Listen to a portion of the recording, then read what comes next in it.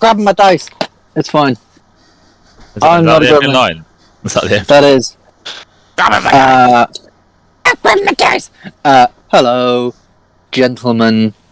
Welcome to D&D this week. I'm your host, Benjamin Draper, and this week we're not doing news segments because that was a one-time thing. We're not a news channel anymore, folks. We're moving up in the world. What are we doing? Yes, so last week, you guys fought some crabs. You finished off one of the huge crabs that was attacking you, but and sort of attacked the other one to the point where it didn't really want to follow you, and you rode off into the water. But then you realised why it didn't want to follow you, because it wanted to lure you out onto the water so that it could grab one of you and take you from the small confines of your boat. It broke your boat and tried to take Gylndan, but fortunately you were able to kill it before it could do any major damage, and you made it to the first of the islands on the Glimmering Lake. Here you saw a sort of dead drow and a lot of sort of mention of these beings called the crones, whatever the hell they are. Really, really dumb last week from me, Ben, by the way. But when you said crones, yeah. I completely did not think about crones as in like old crones, like ladies. I kept thinking of crones as in Crohn's disease. So I was like, what a weird name for potential enemies. Also, normally they sort of describe something as it is, and just describing an enemy as like a Crohn's because he has Crohn's disease. So yeah.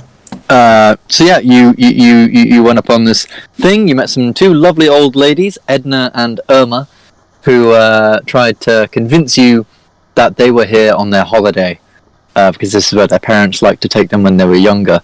Obviously, you saw through a lot of their shit. And when they invited you to dinner, also Doc's got a lot of zombie friends, which is fun. This is in town. They invited you to dinner, but you guys were very, very suspicious of them. They got pretty mad at you when you wouldn't eat anything and were being very, very rude. Therefore, combat started, and we pick up this week after. So in the previous round, I believe Gylndan, Oramis attacked Irma, who is currently being held by Dokrumir's hold monster. Irma being the purple one. Hold person. That's it. Gylndan has Bigby's hand, which you can see is just a bigger version of himself with a fist, grappling Edna and crushing her intermittently. A little smoke around the side. You can see Markul sort of radiating this aura around him that allows you guys to deal a little bit more damage. And Mazzy set a bit of a record on this show, dealing 62 damage in one turn to Irma, who really, really did not like it. So if she can't get out of her grapple, then odds on this could happen again. Odds on this could happen again, and maybe we could have a record beat. However, we're going to start the session with they are first in initiative, surprisingly. So, Doc, can you make me a Constitution saving throw? What do I? Edna here, sort of. So obviously, Mazzy has struck the sort of chest and face of Irma, her sister, and she howls out in pain as this sort of radiant burn is left on the side of her face and blood trickles down her chest. That is a 9. Oh no.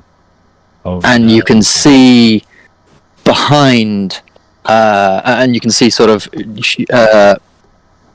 Edna hears this howl from her sister and sees that obviously a swordsman has just taken quite a big swipe, and then looks back at you, Doc, and she just screams, "Let go of my sister!" And from her arms, these shadowy tendrils sort of appear and they rush towards you. And because she's a warlock, She casts everything at 5th level. So this is going to be a 5th level blight. Oh, that's gonna hurt like fuck. Oh, you're. This Oh, is That was me looking at my 9d8. character sheet going, have I really not taken any damage? We did heal up, didn't we? Well, that's a... 1, Well, the 2, can't kill me outright, so... 3, 4, Get you a lot of the way there. 5, It probably gave me halfway there.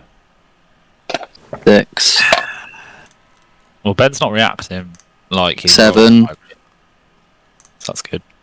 8, 9. I'm trying to do maths. 9. Doc, can you take 45 points of necrotic damage? 45, you say?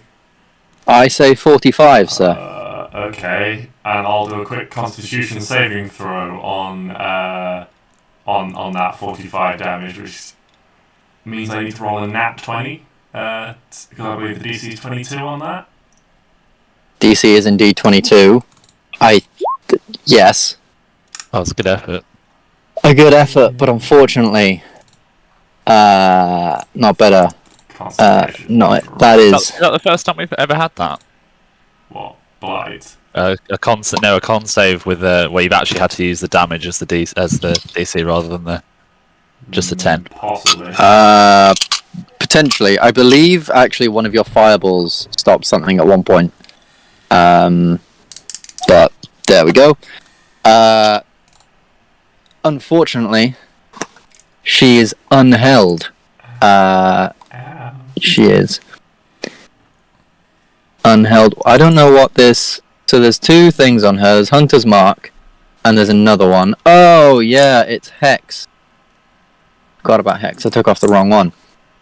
So, Enna can do that. That was her action. She can't move because she's grappled, and she has no useful bonus actions because she's a petty old woman. I don't know if you know, by the way, Ben, but Bigby's hand does have a HP, same as mine, so that she could attack it if she wanted to. She could attack it.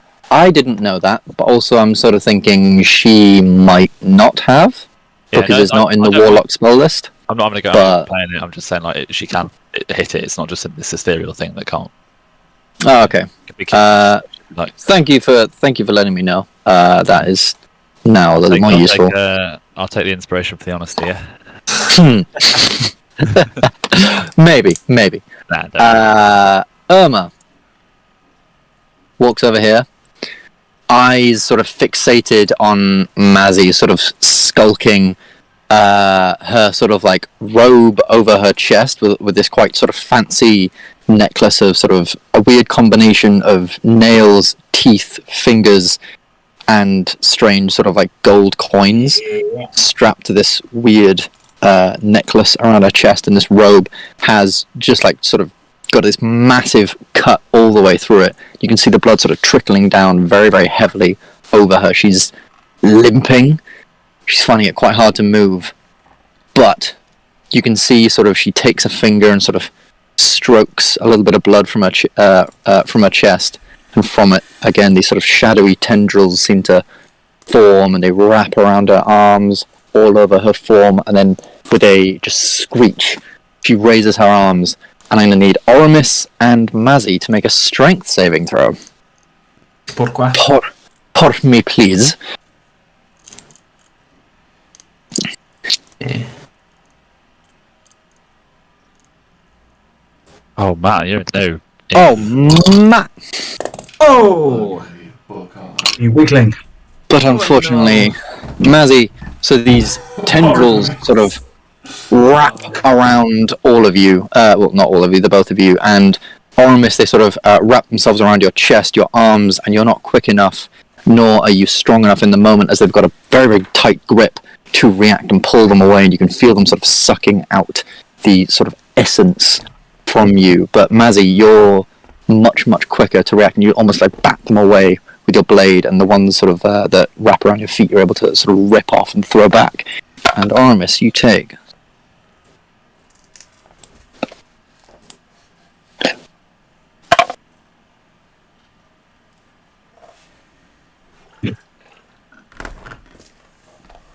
that is 24 points of necrotic damage. Oh damn! Mm.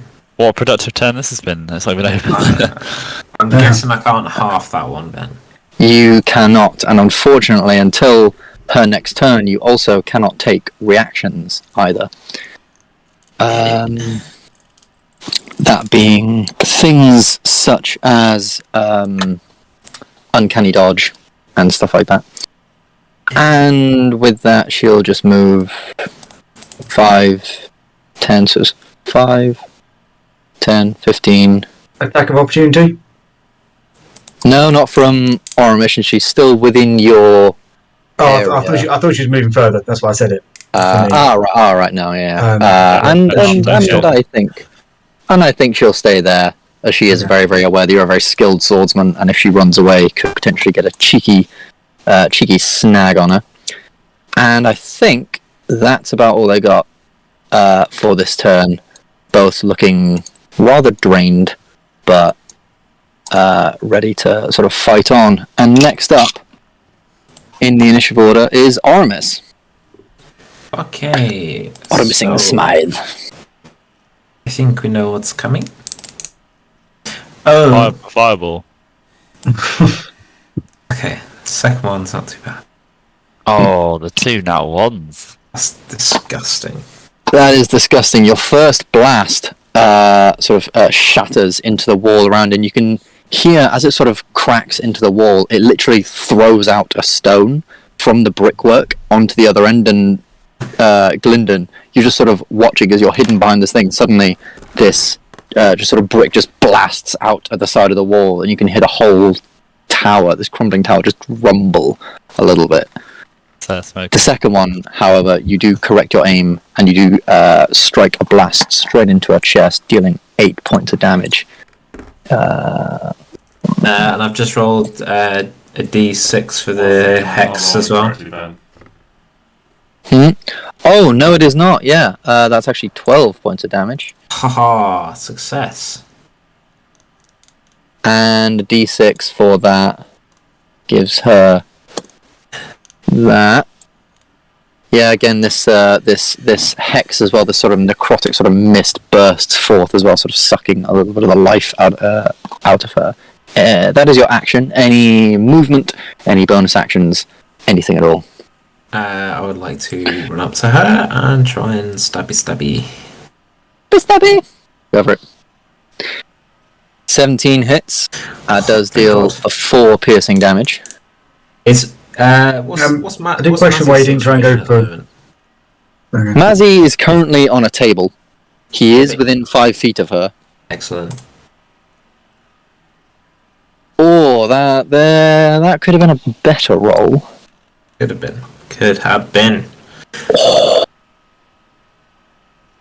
is it I mean, enough? we've pretty much just started the session. We've already rolled 3 nat 1. I should have been saying to myself all week, remember to use this thing. And do I remember to use this thing? No, I don't. But there we go.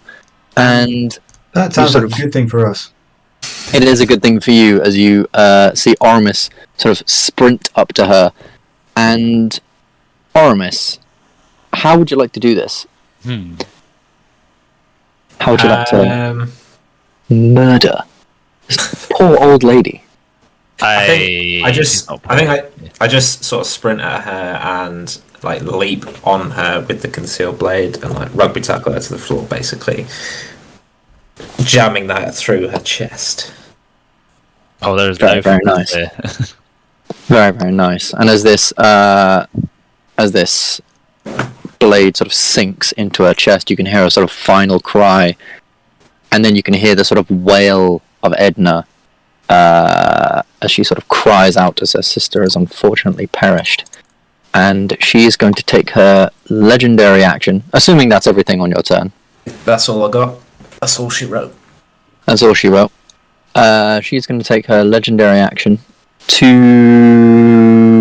Yeah, fuck it, she doesn't...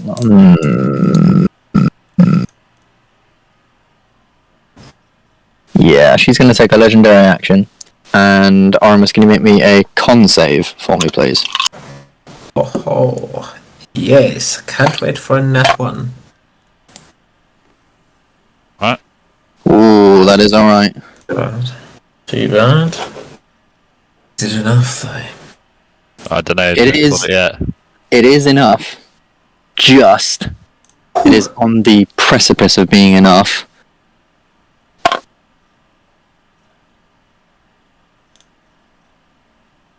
So that's 31 points of damage halved.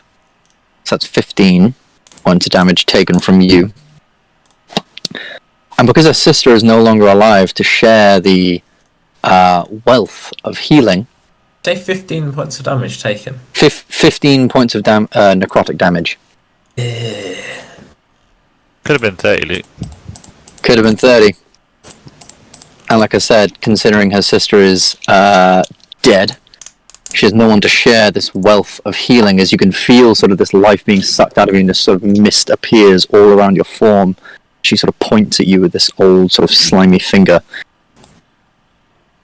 And she looks actually very, very healthy right now. Oh, That she's refilled with a sense of sort of vigor and hatred for all of you. Yes. Actually, no, Gylndan is up next. Alright, put the pipe down. Walk back through. 1, 5, 10, 15. Can I see her from here? Yeah. You haven't moved on my screen. Oh no, there you are. Yeah, I'd say you can see it from there.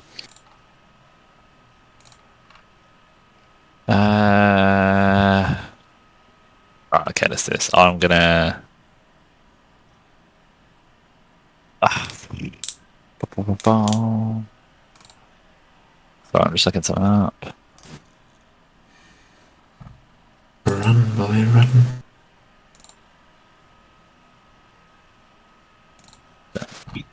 Yeah, so level 2 magic missile there. Level 2 magic missile. That's 4 of them bad boys. 4 of them bad boys. 1, 2, 3, 4. That's tremendous. That's 4 nat ones. That's 4 nat ones. Oh my lord. Alright, that's And then 8 damage. bonus action. I will crush her with Big Biz hand. Before you do that, as I'm finally remembering to use this, Oh, bollocks. as her reaction to taking damage, she's going to use the warlock feature, Misty Escape. Ooh. And you can feel in the hand she is there. She is sort of grappled, and then all of a sudden you just see this sort of puff of mist appear where she was, and the hand sort of clenches. And she is no longer there.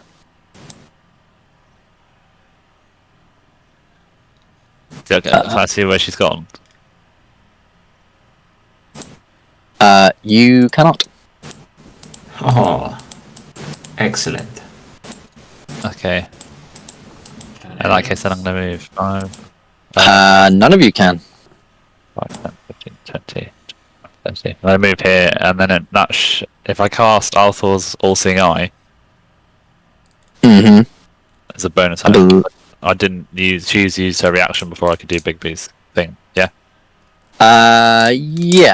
She used her reaction before you could do business things. So that's a bonus action on you. Yeah, you cast that.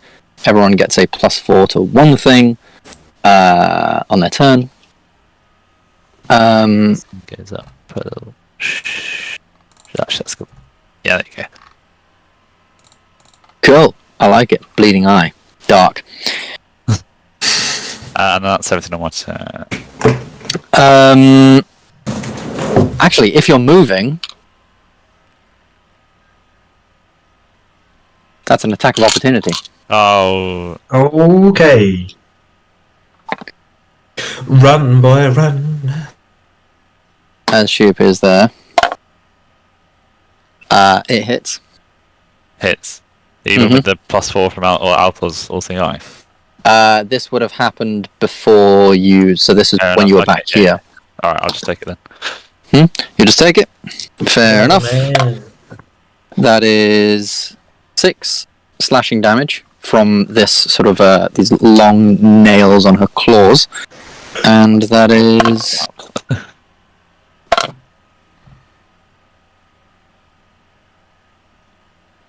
And there's 15 poison damage. Oh, yucky. As these claws are... So 21 damage total, yeah. She is just yucky and horrible. Yes, it is. And that is a con save for Bigby's hand, or whatever you've got Constitution on. Concentration on, even. Please don't go away, Big B.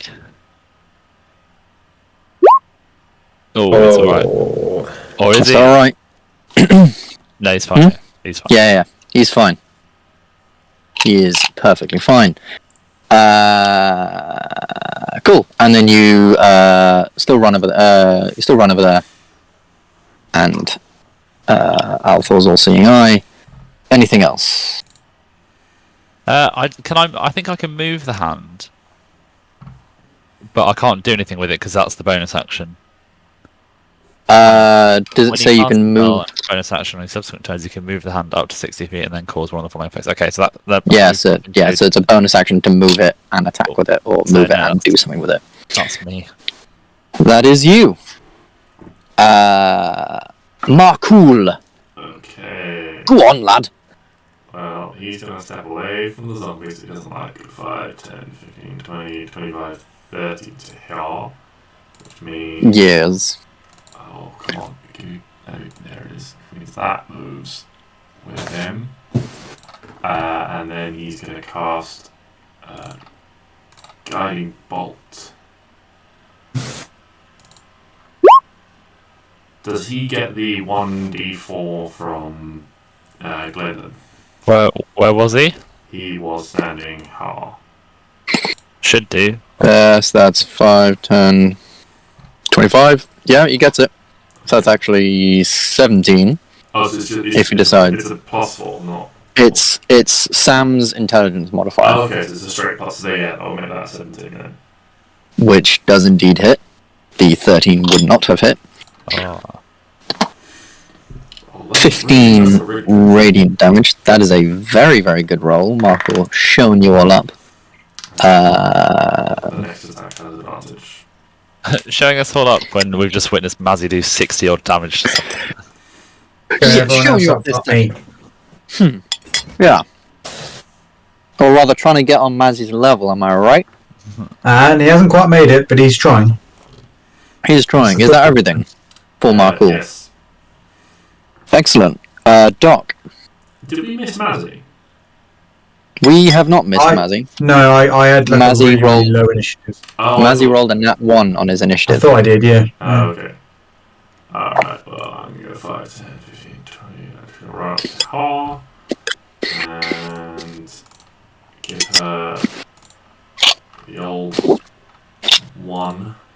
As I don't have a 2, I'll use the +4 from Gylndan to make that a 19 to hit. That definitely hits. And one-handed as always, and Divine Strike on top of that. Divine Strike on top of that. Oh yeah, 1 + 4 + 1. I was confused why that was rolling 3 things, then I forgot the magic bonus. Yes, that's 20 damage. Mm-hmm. Fucking hell, yeah, you stride forward, seeing sort of how she's going to maneuver herself briefly, being able to give us sort of this straight whack where she would have moved and you just catch her shoulder. So you can just see sort of her shoulder just sort of being almost knocked out of its joint for a second as this Divine Strike catches her. Anything else? No, that's everything on my turn. That is everything on your turn. Oh, what can she do as a legendary action? She can.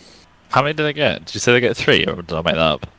They get 3. Most creatures generally get 3, but some actions cost more than others. Yeah. What can she do on her turn? She can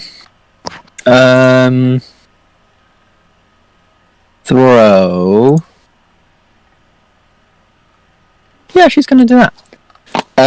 So let's get my D20, and you see Doc that as just after she's hit you, she sort of sort of very, very elegantly for a very old woman, sort of maneuvers herself to sort of create this sort of purplish, greeny ball of sort of mist and cloud in her hands. She shapes it into this ball and shoots it off just next to you, so she will be rolling with disadvantage because she got an attacker within 5 feet.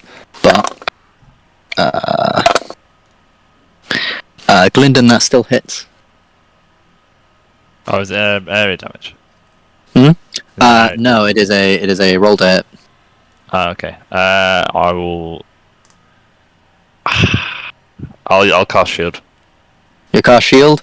You see this purplish sort of misty ball flies towards you. You cast shield, and it just sort of pings off and flutters off into the forest somewhere. Doing. Doing. That's all of her legendary actions this turn.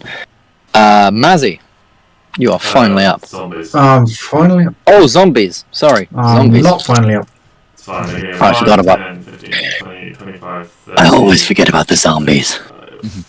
4. See, they're using their action to dash, so they're just gonna get up there and get close. And that's everything they can do. Get up there and get close. Alright, cool. Now, Mazzy. If I go Oh, I here, had 1d4 on my attack, Ben, from Markle's thing. Oh yeah, just roll that real quick. Sorry. I assume where we're standing is higher than where Doc and everyone else is standing. So can I see over the zombies to hit? It's higher, but it's like 3 feet higher. And given the amount of zombies and Doc sort of stood near her and between you, I'll still say she has about half cover. Okay, I'll start again with my counting. 15, 20, 25, 30. I can get to there. There's an angle. There's a line. Oh. I'm picking at straws here, like. Sure. Yeah, it is a little bit. Picking at straws, yeah, I'd probably say she's still got half cover just because of the amount of sort of people. She's got one to her Doc and a zombie there. If you roll well enough, She's got this whole- half cover will be. Yeah, I know. We'll see. I'll She go is with just a longbow. poor old lady. The hunter's mark would have moved across because the other person died. Alrighty. Hunter's And mark. literally just when I was about to hit hunter's mark, my computer said battery low, so get Huh. charger in a second. But longbow. Yeah, Well, I have no idea definitely hits. why were you worrying about half cover. Just you never know. And what 1d4? Yeah, 1d4 radiant. That was great. Oh, for God's sake! How many nat ones have we had so far? This fight It's we ridiculous. rolled really low. Like, Oh yeah. last week as well, we were rolling low at lots of times. Anyway, I go again. Oh. +4. +4 makes it a hit. Yeah, success. That has been a very useful Al puzzle thing. Again.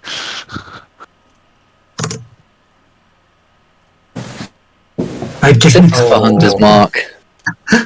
These ones, man. Oh, that's ridiculous. Right, charge it. 2, 6, 8. Oh,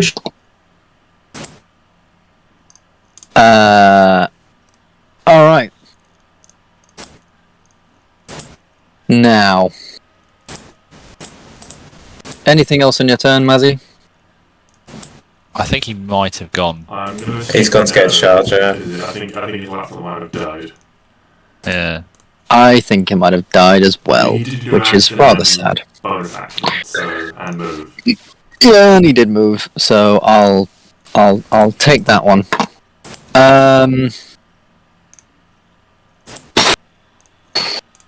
Alright, she's in dire straits. So, I'm gonna draw something. She's in very, very dire straits. As this is a little bit of a Hail Mary. Ironic coming from a little demon, am I right, guys? Good one. No. Sure. Everyone in that. Am I gonna do that? Yeah, I'm gonna do that. Everyone in that, make me a Constitution saving throw, please. As you see from, so she's sort of watching as you guys swarm over her, and she sort of mutters a very, very quick and very, very brief prayer to Lolth, asking her for guidance, asking her for her radiance to shine down, Okay. or rather darken down, There's on two these zombies creatures. in that got an 8 and a 7. Lovely. Can I add my +4 to that, Ben? Does it make a difference? +4 to that. Still a failure. Okay. Poor, yeah. So that is Doc rolling 2d20, so that's a fail and a fail. That's Doc, I'm assuming that's you. Yeah, I'm this. Oh, sorry, I didn't roll the mark. I'll do mark all now. I didn't realize you- Oh dear God, I think literally everybody has failed. Except mark all. It's fabulous. Except for Markul. So you sort of see, she mutters this very, very brief prayer, and from her sort of inside her cloak, she pulls out this small black pearl, one that you'd sort of find on a clam at the bottom of the ocean. It glistens strangely, and she places it on her chest, and as she places it on her chest, she sort of whispers the words of a very, very quick prayer, and this white sort of energy is sort of sucked from her chest and coalesces into this pearl. And she takes it, she literally licks the pearl and sort of sets it out. It vanishes and shatters into like dust, and it spreads over an area of a 20 feet radius. And it's obviously so fine that none of you really see it for the brief moment that it's there. But then all of a sudden it turns into this very thick cloud, and you're going to take some damage. So that is... I'm very ready to go down. Going down. Yeah. Timber, you better move. You better dance. Let's make the night. that is Remember? 29 points of necrotic damage Ooh. for everyone within that circle. Sauce, guys. Would you like to know how much HP I'm on? Is that half a mark all then? That is half for Markul, yes. As she has used her Mystic Arcanum to cast Circle of Death. Oh my god. That's a pretty cool Hail Mary. That is Alright. a fairly cool Hail Mary, Those but two unfortunately zombies it hasn't done Dead as fuck. Because quite the effect you want. they physically cannot succeed on that con save.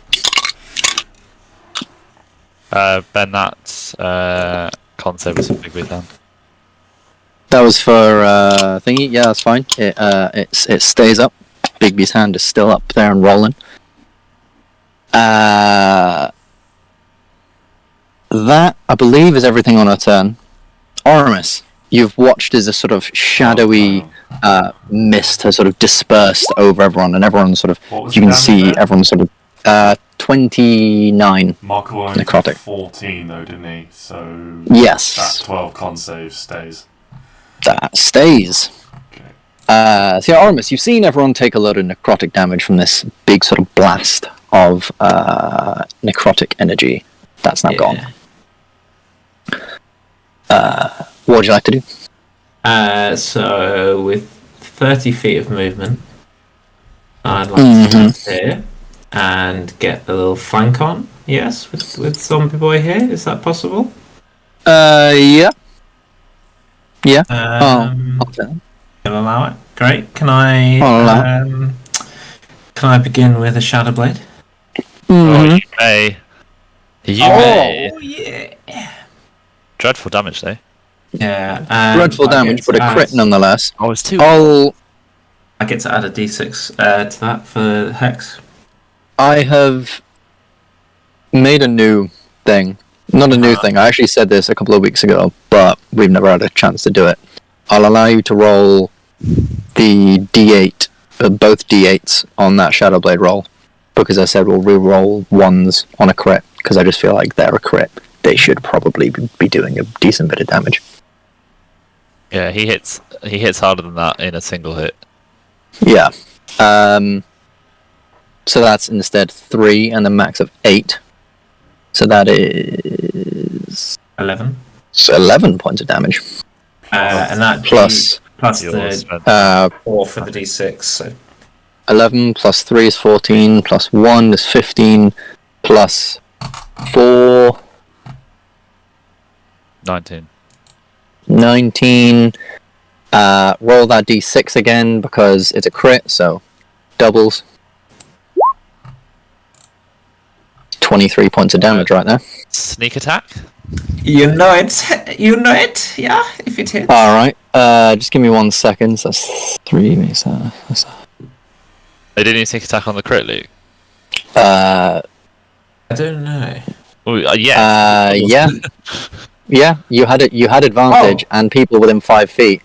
So roll 8d6. Oh, that's very nice.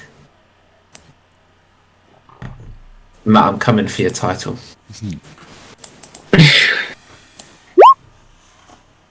That's alright. That's okay, I guess.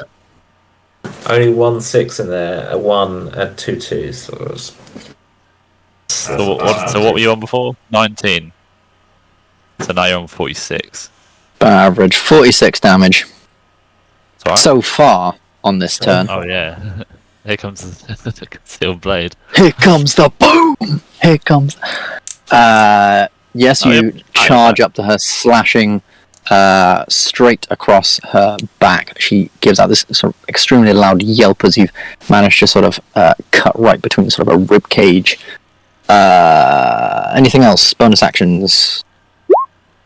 Oh no, but it's with But advantage. unfortunately... It doesn't make any difference. Yes, unfortunately, it's with advantage, but it doesn't make a difference as you, as she sort of feels this great pain in her back and manages to dodge out of the way. Your Gylndan's arcane. Gylndan's all seeing. Althor's all seeing. Did you use your +4 for that? I haven't. No. Would you like to use that now? I would love to. Then that hits with 6 damage. Ooh, 6 damage. Plus And she's really fucking feeling it now. 4d6 for sneak attack. Or is it only on the one? Don't only get Yeah, you only get it on the 1 attack on your turn. If you rolled it on every success. Rogues would be just unbeatable.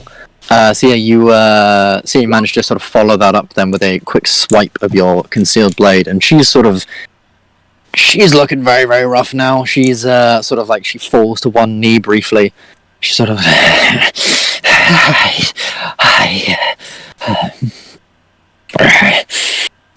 this cannot be. And she'll use her legendary action in yet again another last ditch attempt. Which one of you? Don't forget that 4 from the hex, Ben. I hope that doesn't kill her. Wink, wink. No, unfortunately the 4 from the hex wouldn't kill her. Damn it. But again, it's still very, very close now. Gylndan, make me a con save. What? There's so many other people here. There are so many other people, but you're the one who looks like you're about to die. I don't know what you mean. Okay, fine. What am I rolling? Everyone else is fairly healthy. Con save. Do I take damage? Do I just take half damage if I pass? Yeah. I'm down then. Excellent. Can you roll it for me anyway, as I need to know how much health she regains? Okey-dokey. It's con save, yeah. Yep. A lot. Ooh, it's a lot! So that's... And then Big B's hand is gone. How much HP did you have, Sam? 1. Oh, okay. Less than Dark then. So she heals 20 points of damage. Oh, that's not good. That's a lot. That is a lot. That was 68. So actually not a lot. Sort of. And you sort of see as Gylndan falls to the floor, she seems to sort of pull a lot of this thing, and though she's taken a lot of damage, some of the wounds are closing, but it's in these really awkward places and it looks really janky and really horrible. And she is somewhat realizing that as much as that was a little bit futile, you guys did kill her sister, and she at least wants one of you to be taken down with her. And I think that's it. What was the spell she used? Just out of interest. It's a ability Okay. that I stole from the Deathlock. So that was a legendary action after whose turn? After Oramis's turn. Yeah.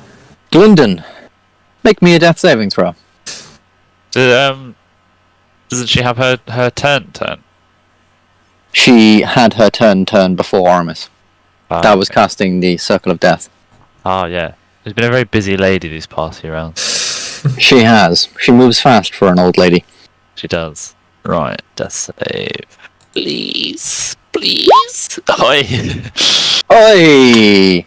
That's two. As you feel this energy, that's not 2 successes. You're back on your feet. Oh, You got really? 1 HP, my man. You got 1 HP again, my boy. Do I get my go, or is that my go? Injury. That is you. Oh, yes. He gets Injury his go table. as well because death saves happen at the start of your turn. Roll a d20. So excited for my kneecap to pop out. High is good. Or better. No injury is good. 14. Now, again, I constantly forget what the fuck we do because no one ever goes down. You just don't lay down and die in front of my monsters. Evil bastards. Okay. On the floor. Also, has anyone heard anything from Matt recently? Because I've just got a symbol of him joining. He's there. You might be on mute, Matt. I can see you speaking. Oh, okay. I've just got like a little like spinny thing of his camera, so I didn't know whether Yeah, that's what I've got. he had reconnected or not. Matt, you might have to change your microphone output. I don't know if you can hear me. Okay, right, we can't hear you, so you might need to change your microphone output. Also, Matt, I don't know if you were here for it, but she cast a spell that really hurt a lot of us. So I don't know if you've taken the damage. Was he in that circle? Yeah, he was. Matt was in that circle and he failed the save, so I'm not sure whether he took the damage. It was 29 points of damage. Something Yeah. like that, yeah. It was nasty.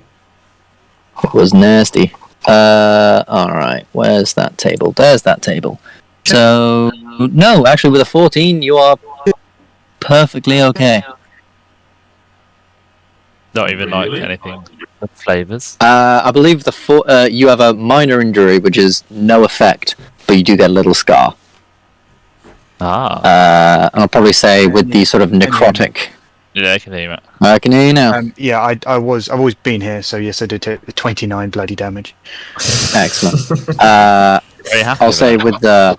with that sort of just I'm always over happy. one of your veins here, you've now just got this sort of like blackish scar, this weird sort of blackish scarred mark Ugh. just over your vein there. Is that getting added to the drawing then? Pardon, sorry? Is that getting added to the drawing? Absolutely. So yes, you have the rest of your turn. Well, I feel like What would you like to do? I felt like I was unconscious. I was like Tyson Fury when he fought Deontay Wilder. Looked out, and I'm suddenly back on my feet. Actually, you've probably seen, so seeing you get up, her eyes have just sort of... Her eyes and jaw have just dropped, like, do these people never die? And you can just briefly see her just drop to her knees and just start, like, sobbing. Tough times never last, but tough people last. Thank you, Dick. Just I was more of a character actor. I would pass my have the like a choir of angels behind me as I come up. Minor illusion? You can think- do noises. I think right? Doc should have just done the Get his wings Night out, King. yeah. just in the background, just for the effect. Right, so I'll move here, Yes. and I will do. I think this is literally my last spell slot. We've done a lot of combat in this between long rests. In this day. Yeah. We're definitely taking a long rest in this castle when we're done. 100%. Yeah. Right, level 2 magic 100%. missile. Please be better. That's better. There we go. You fire off 16. these magic missiles. 16? Yeah. Oh, I actually don't think that's enough. Oh, Well, she just got 20 back, so it's. She there's did. nothing to kill her. And you watch as these sort of magic missiles sort of like boom, boom, boom, boom, boom, into her body. And she sort of collapses to her knees. Please. No more, no more, no more, no more, no more, no more. Slams her sort of hands on the floor. She sort of almost voluntarily goes almost prone. I'm going to bonus action Althor's All-Seeing Eye. All-Seeing Eye. All-Seeing Eye. And then... I will just... So she's out... What? She's on the floor begging now? She is now like on her knees, like sort of just like begging and muttering to herself and screeching. begging you. I will just say to the others who are up sort of in front of me, I'll say she does know... She could know weaknesses about Lolth. And Thank you soon. Luke, your casual singing is sort of ruining this mood.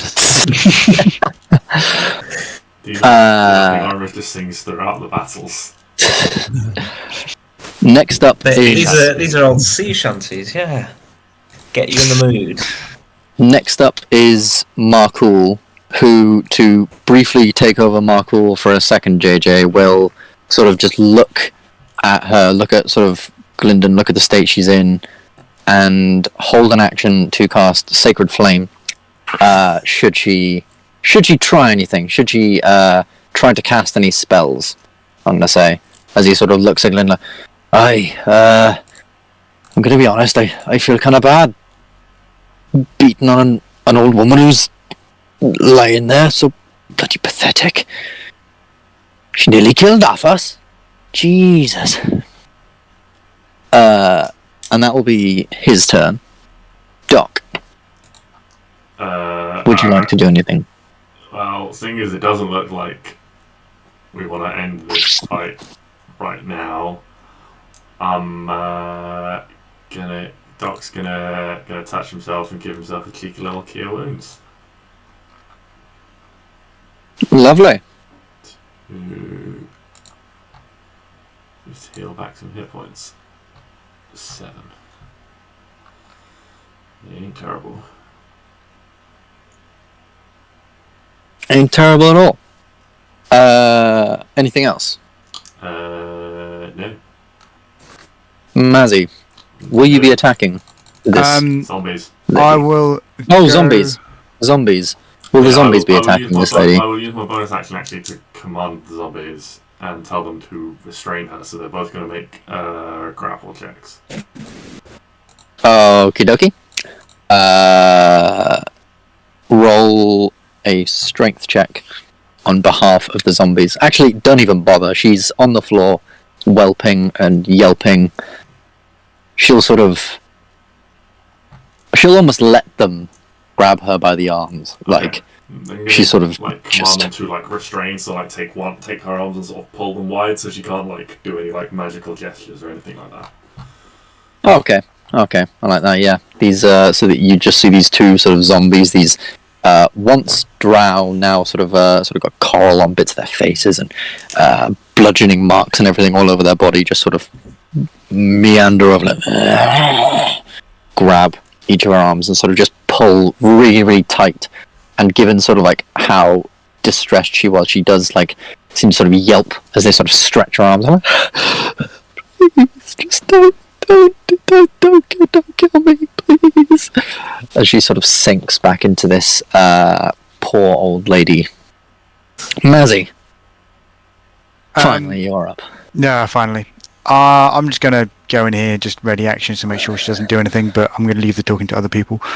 As a bonus action, I will cast Healy Bubble on the little square where Gylndan is.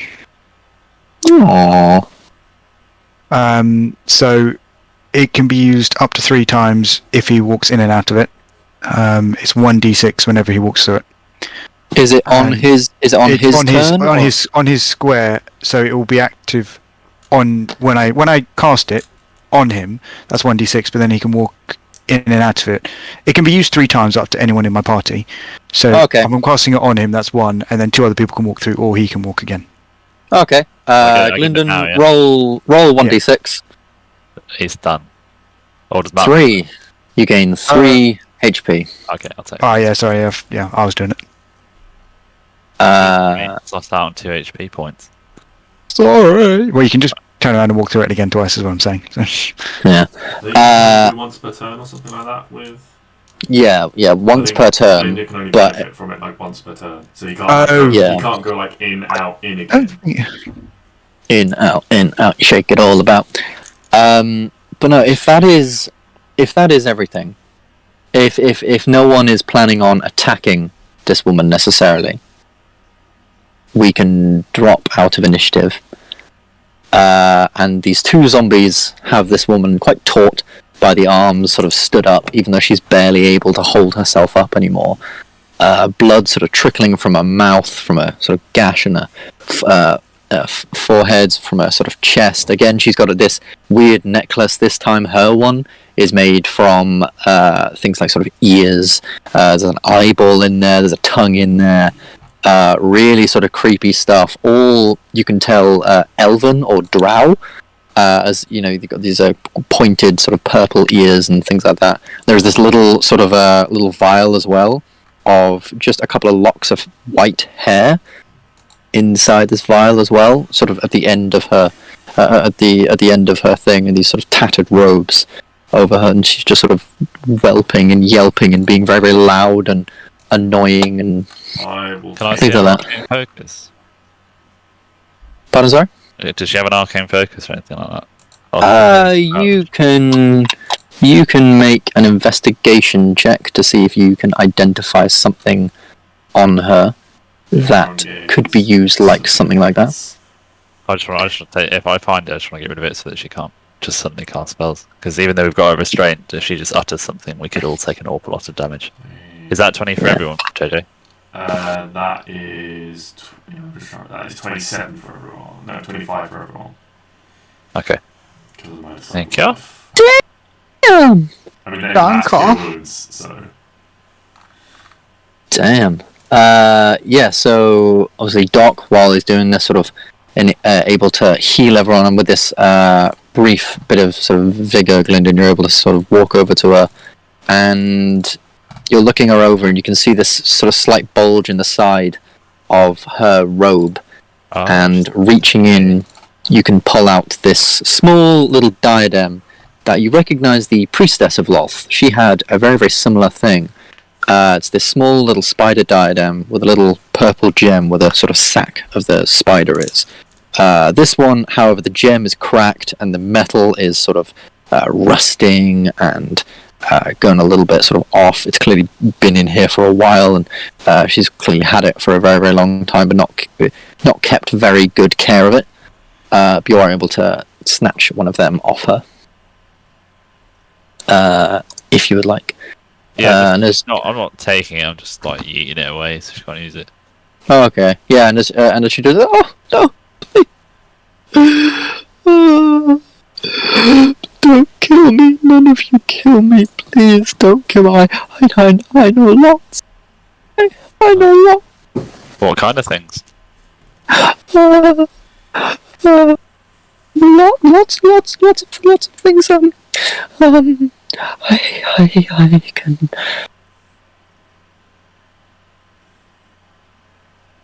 Yeah. Fuck. Yeah. What would you like to know?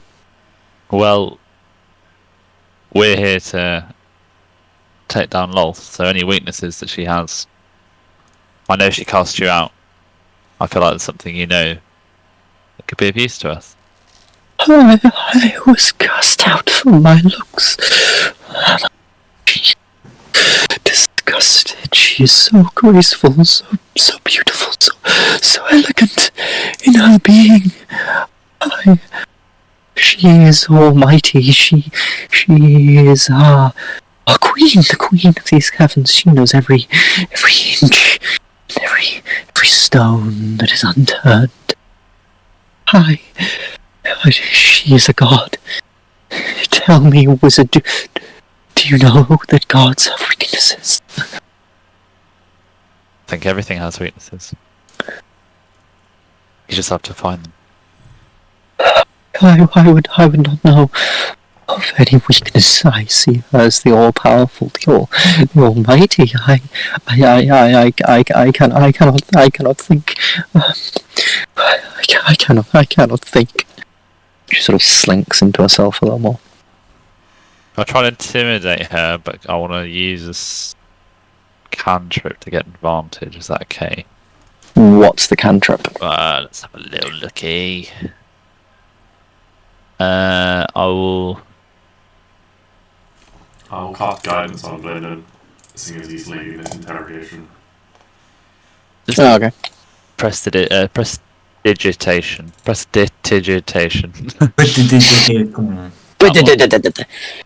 And I mean, there's so much you can do with it. I just want to kind of amplify my voice a little bit. Amplify your voice a little bit. Isn't that thaumaturgy, not prestidigitation, or can you do that with? Sounds like definitely does that. Yeah. Prestidigitation is so vast that it contains a multitude of things. Common sensory effects such as shower parks, wind, faint musical note, an odour, instantly light stuff out a candle or a small campfire, clean or soil an object no larger than 1 foot, warm, kill or flavour, 1 cubic foot of non-living material, make a colour, a small mark or a symbol appear on an object on a surface for 1 hour, create a non-magical trinket or an illusory image that can fit in the palm of your hand and lasts until you get cast a spell. I'll probably say... It doesn't sound like you can do that. Yeah, I think that's more thaumaturgy's deal. Yeah. But you can do a harmless sensory effect. Harmless sensory effect, yeah. So can I sort of overwhelm her senses a little bit as I sort of say to her? Yeah, you can sort of, as you're sort of speaking to her, she does, you can sort of make it so that she gets this faint sort of ringing in her ears, as if sort of this great sort of force is suddenly sort of being sort of cast over her a little bit. Yeah. I'll just say we are short on time, and our patience is running thin. Give us what we seek. And you promise you won't kill me. You promise you wouldn't hurt me. You wouldn't kill me. That depends on the usefulness of your information. Oh. So make sure it's good.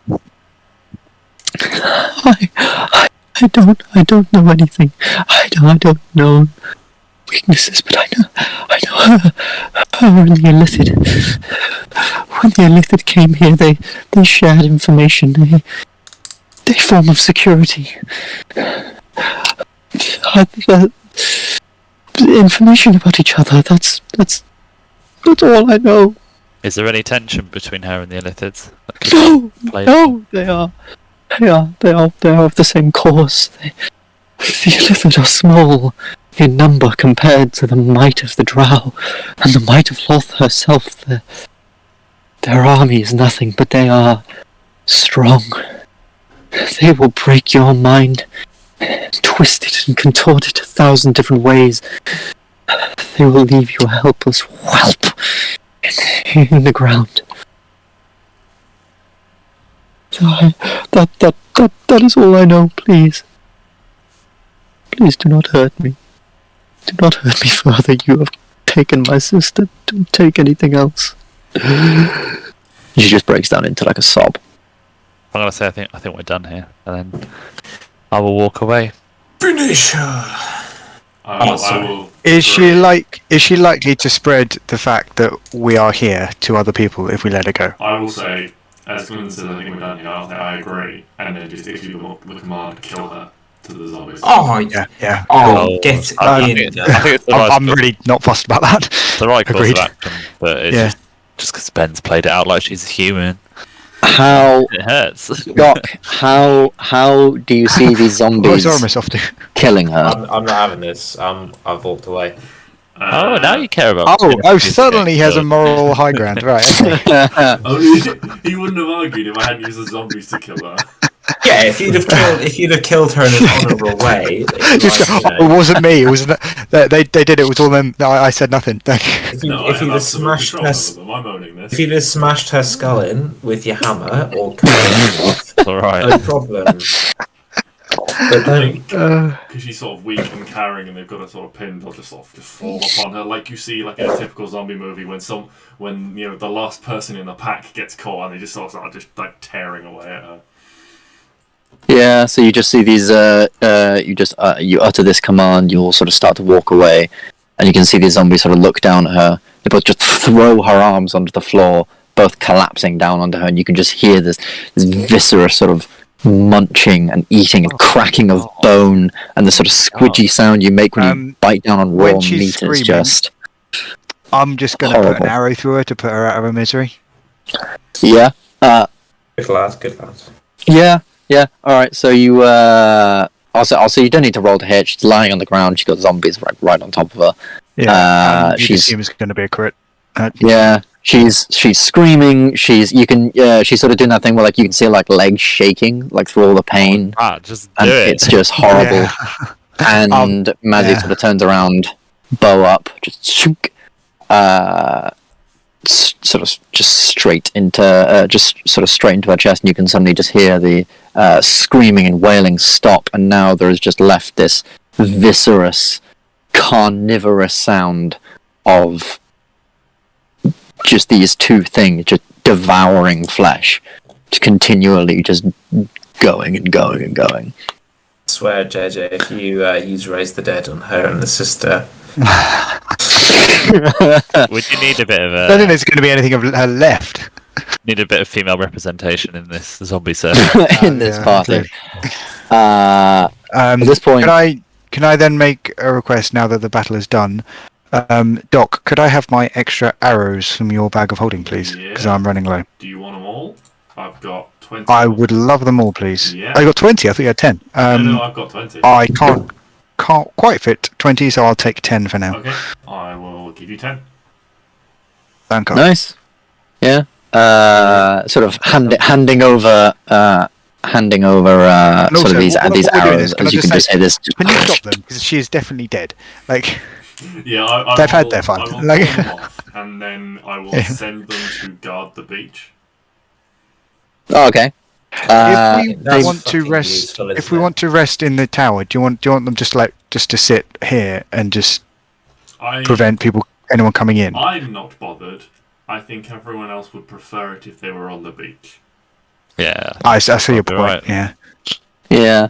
Can we, maybe one just in case they come from a different direction? Because the beach isn't the only place they can come to get to us, right? There are other ways it's to all get to this little rocky. island. There are two beaches. So there was the one that she explained at the back, which now you're sort of up by the tower, looking on. You can just see the edge of, and there was the one you came from. One on each, then. Yeah.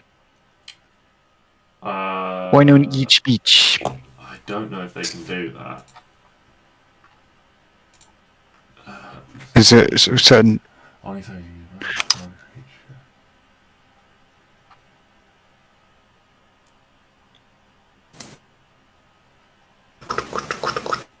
Okay, yeah. I mean, can we see both beaches from where we are? I'll say, yeah, like you can see the just sort of where the water meets the sand on the other beach, Right. and probably a similar thing from where you are on the other side. Yeah, okay. If I can, like, basically say, go guard that, and go guard that, and, like, go with them, and they can see it, because obviously they're not intelligent, so... Yeah, you just sort of, you and Mazzy are talking, you call them off, These two sort of zombies sort of limp towards you. Both of them just this like black, purpley, greeny blood just all over their front, guts and all, just sort of everywhere. They give you a sort of very, very brief, but very, very undead and dopey sort of nod, and then they both set off in their separate ways, limping down the way to guard the beach. And you can take a long rest in here. Where exactly would you like to? How many floors are there to this thing? There is the one you're at the bottom, Yeah. and then it seems like this place is so destroyed that all of the floors leading up, there would have been about 2 or 3, but those have all collapsed, and now there is the bottom floor and the ceiling, the roof, essentially. We which can't I can, get to the roof. We're in here then. I can briefly show you the roof. That is the roof. Ah. No, Nick. Is there a way up So that's from sort of the inside? Above you all. No. Unless you Um, you could theoretically try how- and climb How far the is it? How stonework tall is it? on the outside. I will It's about 30 to 40 feet tall. Well, as I'm going to get a rest and get my sky boots back, I can run up there, chuck a rope down. Well, what I will say I can is use- I will use my channel divinity to grow wings for a minute, That works too.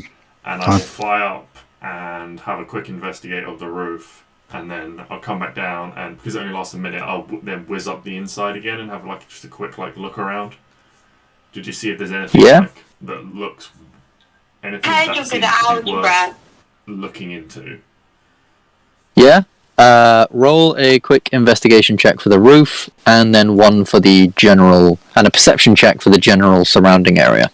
Okay, so investigation first. Fuck. And Nice. perception for the inside. That's also shite. Perception for the. What do you mean, the inside of the tower or the like surrounding Yeah, areas? so I'm like going up to the roof, like scanning the roof, coming back down, Yeah. and then shooting up the inside of the tower to just look at the broken floors and just like see if there's anything like of interest on those floors. On the Oh, inside. right, okay. So the 3, you sort of Yeah, fuck. go to the roof, and you can see there was strange markings on the floor. Mhm. Something has been painted here. Fuck knows what it is, but Yeah. they like their arts and crafts. I don't know. And your perception to sort of look around on the inside. There's nothing really on the inside. There's like maybe like a 1 foot ledge on one of the floors where some of it's managed to hang sort of together, but there's nothing left on that ledge at all. It's like completely sort of barren.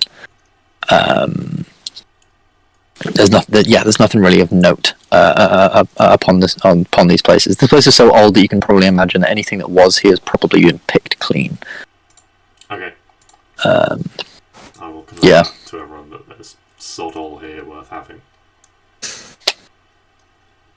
Got nothing. Got nothing in it. Yeah, so you guys then going up to the roof to spend your evening's rest? Or are you staying down on the bottom floor? down. I don't know how we'd get up to the roof. Actually, that's meant to Well, be. I said we can. meant I to be can. Ooh, like that. oh, it's But if it's twisty. Definitely if it's not on 4 that floor. floors up, I don't know how Yeah. you can get there. I can get up there and I can chuck a rope down. You can go not 4 floors. You said, You can go 30 feet, right? I said 40 feet up, so it's about 40 feet tall. 10 Okay. feet per I floor. can technically use all 3 of my sky boots because I'm going to get them back with a long rest. Yeah. So I could get up there and chuck a rope down, but that's only if we want to do it. We don't have to. It's fine. Well, for us if to we're fall down keeping for. watch, then it'll be fine, I think. Well, just the stay the zombies are doing that for us.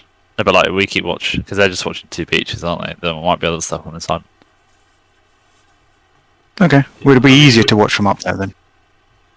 I don't know. Ben might give you advantage on a perception check while we're resting, but Yeah, I mean if Mazzy gets up there and it like feels solid, then if we're up there, I can go test it, then Yeah. I think we'd rather be. but then I'm falling 40 feet if it's not steady. Hmm. That's on you, man. Screw it. I'll take the damage. Yeah, I'll do it. You're about, Yeah, you're about see to get a you- good night's sleep, which heals all damage, as we know. Exactly. That's why I like. It's So- beautiful, isn't it?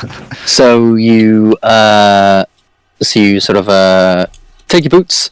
You spend a little bit of time. It's a little bit awkward going sort of straight up this way. It's almost just sort of like you're Good like cord jump. exercises. Yeah, you're like almost like jumping up and then stepping as if like the steps each were like 4 feet tall. But you're able to sort of go up and up and up to the top and get a decent view of your surroundings from here. This place that you're on is pretty dark. You can't really see a lot except for very occasional sort of spots of light where these sort of glowing mushrooms are around. But yeah, so you're up there. What would you like to do? Well, I'm just going to test the stability of all the, well, not all the bricks, but you know what I mean, like of the floor, and make sure it's safe to be up here. Yeah, you one thing. give it a quick sort of walk around. It's a little less safe, sort of on this bit here. Oh, moved it a little bit. Yep. Okay. It's like a little less safe, sort of on this bit here and nearer the edge of this stonework.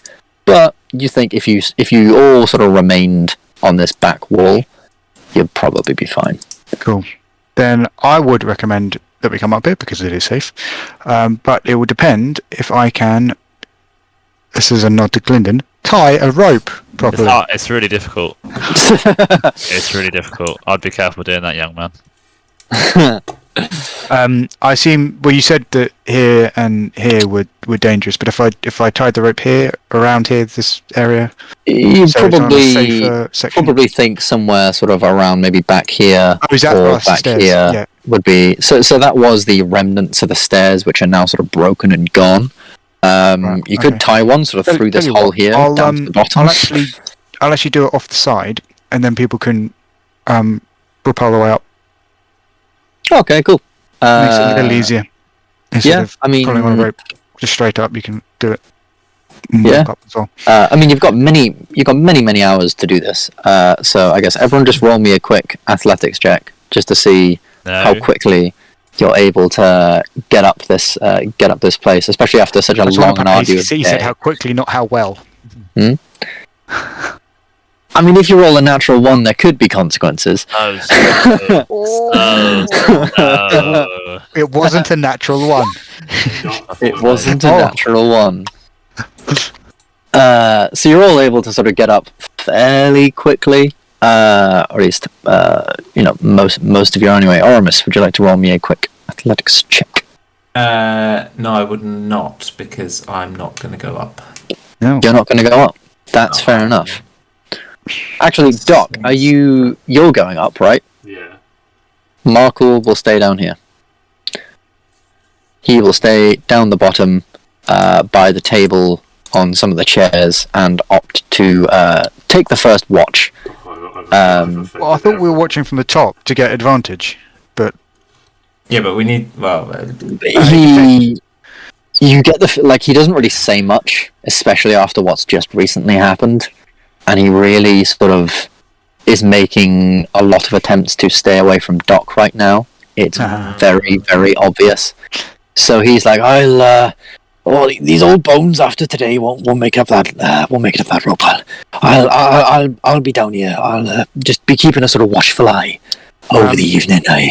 I snore very loudly, you see, as well, so I don't want to keep any of you awake.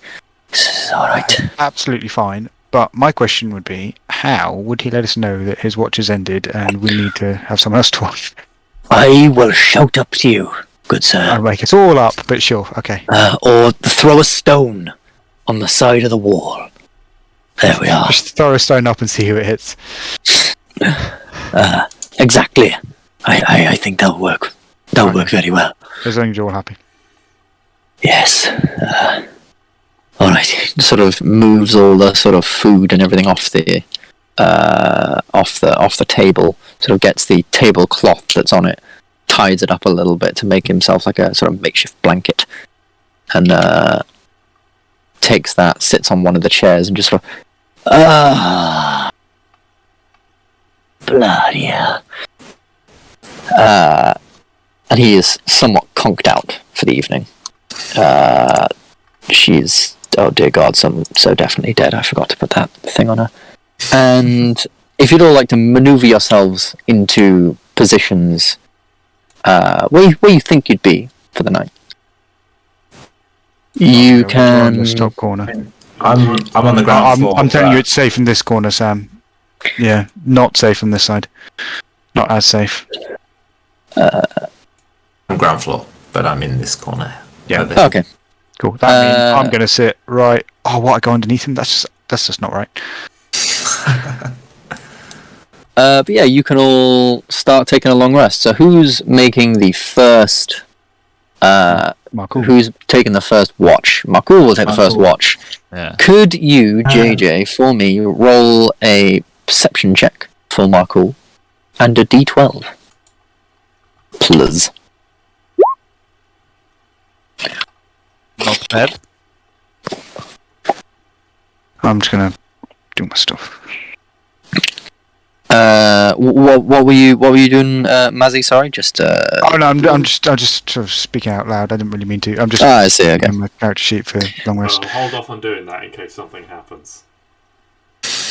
Okay. I've already done my HP. I don't know what it was. I've gone. No, I do know. So Markul is sat there on watch, and his watch sort of goes. I'll say you went to bed sort of fairly early. It was probably around sort of 8 or 9.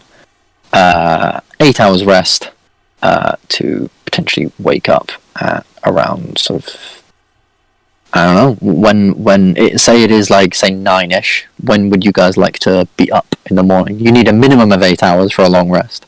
But how long were you thinking of staying here? I don't think we want to stay anywhere longer than we have to, so we just do the minimum. It's not like Minimum of 8, so say it's like 9, that would be you guys up at 5, ready to go. So he'll take the first. Matter, does it? Like, there's no day or night time cycle down here, so. There is no. Just as long as you just get your 8 hours rest once per day, like once per time you think it's necessary to go to sleep. Yeah. So Markul sort of sat there. He's taking a bit of time. He's surveying the area. He's very, very clearly quite tired. And it's sort of at the end of his watch. You're signalled almost, whoever's taken the next one, to do the next watch, as you just hear Markul just going. I'll have a watch. You can hear this from downstairs, and it might stir a couple of you. So whoever wants to take the next watch can do. Clearly a light sleeper. Roll a perception check and a D12. During Mazzy's watch, can I sneak off? Of course. Go for a walk. I don't like that, but I'm. If you're trying to sneak off, roll a stealth check, and you got to beat you got to beat 20. Oh damn! Oh yeah. If I no, Mazzy doesn't have dark vision, so I'll say you have an advantage. Would it? I don't matter. Doesn't matter, does it? Doesn't matter, does it? I'm not going to say anything, but I'm going to be curious of him. Yeah, you've less seen someone move, but you've heard someone moving, but you can still hear Markul sleeping. Ergo, I it means feel one person has walked off. We have enough security on this beach with our zombies and obviously me on watch that with him being awake, he's not going to run into danger. I'd hope, but Potentially. Yeah. I'm going to keep my eye on him as much as I can, but I understand it's dark and I might not be able to see for very long. Alrighty. Oramis, as you're walking, can you do me your own perception check and roll me your own D12? Mm-hmm. Yes.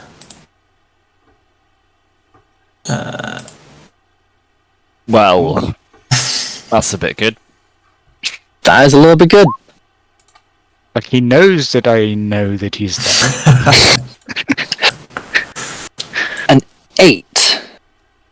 How interesting. Oramis, as you're as you're sort of walking off, in what direction are you walking? Sort of from here, north, south, east, west. Towards the beach, so maybe the north beach. The north beach, the one you're going to tomorrow potentially.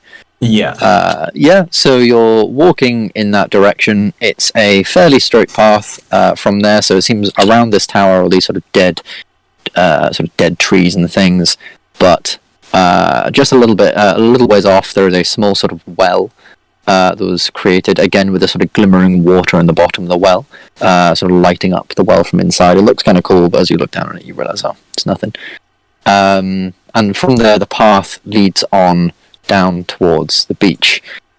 And as you're walking, you can see something in the distance just above you, sort of fluttering, moving through the sky. It's fairly big. And it hasn't necessarily... You're not aware whether it's seen you or not. But for the minute, it's still sort of fluttering around the area. Okay. You can make me another perception check to try and sort of... or investigation check, or whatever check you would like to do to sort of try and determine what this thing could be. Yeah, can I do that? Oh. Is it like flying over the water then? It's flying almost sort of just over the bay of this place, and sort of just over the beach. And you can sort of see it's sort of almost making its way around the island, sort of. Almost as if sort of it's come this way and then making a sharp turn not to go over the island. So it's sort of fluttering around. I'm just going to roll. That stealth check is as I've seen it, I've kind of tucked under the trees or into the bushes or something. Sounds good. Let me just roll for it. Okay. So you're not quite able to determine what it is, but it definitely sort of comes closer, and then you can see it sort of veer off. And you're able to sort of maneuver yourself behind this sort of glowing, sort of this quite large glowing mushroom, sort of like 5 by 5 feet toadstool kind of thing. You think that the light might help sort of take away from your sort of silhouette and things. So hidden behind there, and Yes, whatever this thing is, next to a giant glowing mushroom will hide me for sure. well, sort of behind it, so that the light, sort of the glow off of it, would disguise you somewhat. Sort of standing below it as well, so your shadow would potentially be more down rather than sort of across, so it can identify something like that. And you can see that this thing sort of flies towards the island, flutters around, does a brief sort of twirl in the sky almost. It's very, very slow. Whatever it is, you can at the very least see 2 fairly big wings on this thing. Sort of does a quick sort of twirl and then maneuvers its way back the way it came. Who would be up on the next watch? Actually, Mazzy, what was your perception check? Your perception check was 20. So I'd say you can see this too, actually. You see a little after Oramis, but you can see this thing move towards the island, especially considering it's sort of lit up by the glowing lake below. You can see this thing sort of maneuvering its way towards the island and then sort of taking a wide berth around the tower, sort of around the island, around its bay. So if you want, you can try and make a check, whatever sort of check you would like to make to find out what this thing could be. Try and be better than me. I assume a investigation check, but is there anything better or more relevant? I don't think so. Just straight investigation, I think. Oh, okay, yeah. I can't hear Matt. I don't know about anyone else. Yeah, I can. I can hear Matt. Okay. I mean, when we take a break in a bit, do we want to switch over to Messenger, because that seems to be working now? Yeah. Yeah, we can. Yeah, we can do. For me, but we can definitely try it. Yeah, we'll just do this quick sort of night's watch and then. I really need the toilets. I was going to say. So Mazzy, you're looking at this thing, and you can identify its form that little bit better, and you can see it's sort of flapping away very, very quickly, and it almost looks like a really, really big bat, like this fucking massive bat, and it's sort of fluttering around. And also with a 14, you just happen to notice a sort of glint of metal on its back. Ooh. Something sort of reflects on the light of the water below. There is something or someone or whatever it's got on its back, sort of moving with it. And it sort of, again, gives this wide berth. It does briefly, sort of just as it comes almost directly sort of east of the tower, sort of stops and twirls a little bit, taking a moment to survey the area of the tower before fluttering off back the way it came. I'm definitely going to take fluttering cover away and not be standing out in the open going hello. Okay, make a quick stealth check for yourself. Obviously your compatriots are asleep. Yeah. 16. It does seem to take a moment to stare almost directly at the tower, but you're not sure whether that's just sort of, you're thinking like, there's no way they could have known what's happening here. Maybe they're just sort of looking for the crones with some sort of just checking up crew, whatever. Whatever it is, sort of takes this moment in its twirl and flutters back along, away from the thing, and sort of back the sort of way it came, almost. If you'd like, we can do a break there, or we can finish off the night's watches. I'm happy to get the rest done and then break, but I don't. Yeah, makes sense. Yeah. All right. Yeah. Whoever still I got give- a lot more whoever to I do in my pass on to. nighttime wanderings. Yeah. So who's next on I the? will inform whoever is. There was a giant bat. There was a big bat. It was scary. It had little shit on it, and it looked at me. It looked at me. Oh, Luke's gone. Luke's back. Shit. But now Matt's gone. No, Matt's here. Luke's here. Something happened. It sounded like it kicked me out. Oh, that's weird. You're still there. Okay. Okay. I would just say Oramis has gone for a walk. Not sure why. Snake. Please look out for him if he comes back. Okay. By the time of the next watch, Aramis, it's been about 2 hours. Would you be back yet, or? I wasn't planning for it to be a particularly long excursion, but I did have a particular activity in mind. Alrighty. What activity potentially were you looking to achieve while you were out there? Murking a zombie. Murking a zombie. Are you heading down to the beach to kill that zombie? Yes. Kill our watchman. Doc, the action you took. What exactly did you tell the thing to do? I told it to guard the beach. Guard the beach. Well, that's Oramis having a fight with a zombie. Yeah. So Oramis, make a. So you're trying to sneak up on this thing, am I right? I want to sneak up and murder it. Yeah. So make a stealth check. Okay. Oh. I'm just looking up the passive perception of a zombie. 8. Hold the phone. 8. Yeah, you're able to. You see this zombie on the beach just coming from this pathway, and you can see it sort of stood there, its ankles sort of in the water, and it has just stood. If I set it to guard, would it not be actively watching rather than passively? It would be actively watching, but it's actively, I would say, guard it. Sort of almost implies that it is look. I mean, if you would like, you can make a perception check on behalf of the zombie. It's probably he's got a -2 to wisdom. It's got -2 to wisdom. There you go. -2 to wisdom, 13. So so it's sort of stood from viewing distance of the thing, ankles sort of in the water, actively sort of. It's then sort of looking out in its own thing. So Oramis, you're able to stealth up to this thing very, very easily. Make an attack roll with advantage. Yes.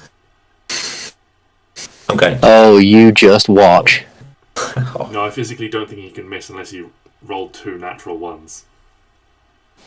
So an attack roll with an advantage is a crit. So that's All of the damage under the sun. Re-roll that first D8.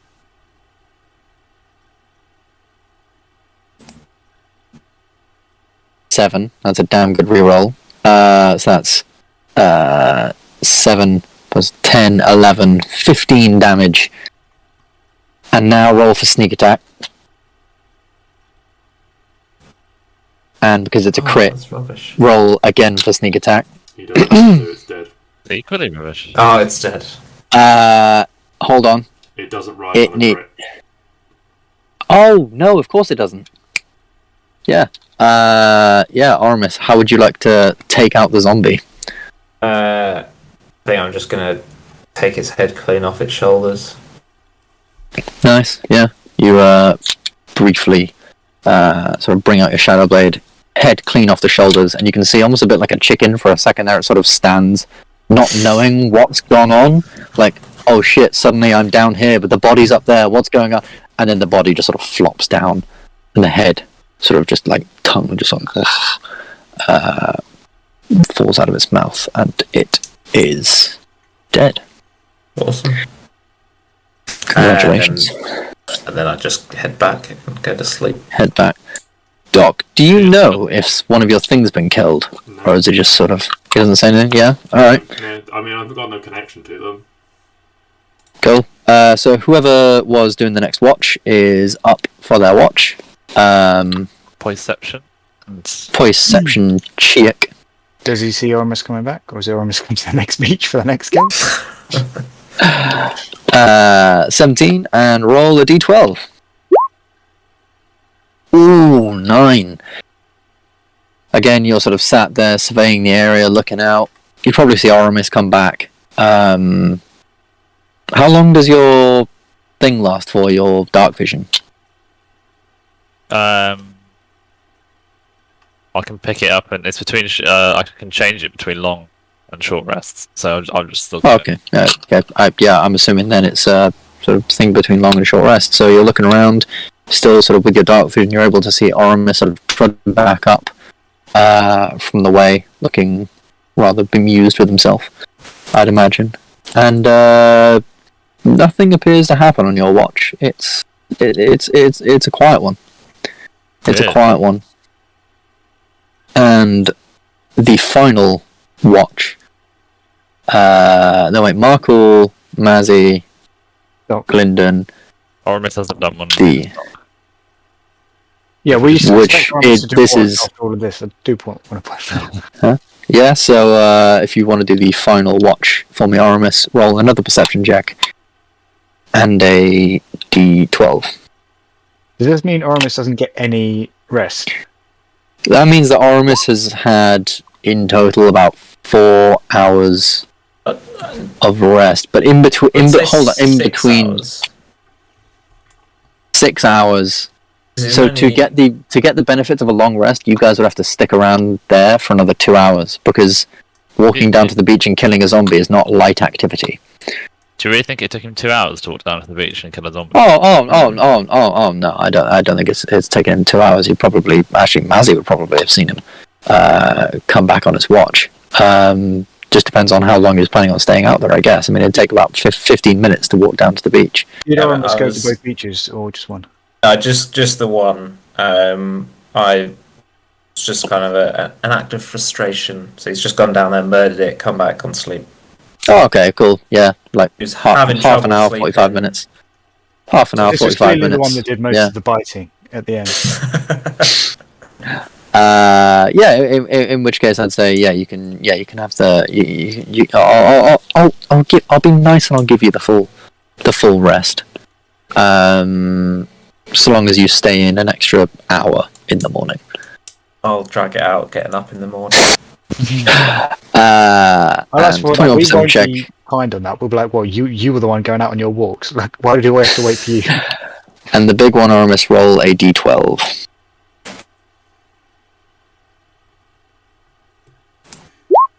Oh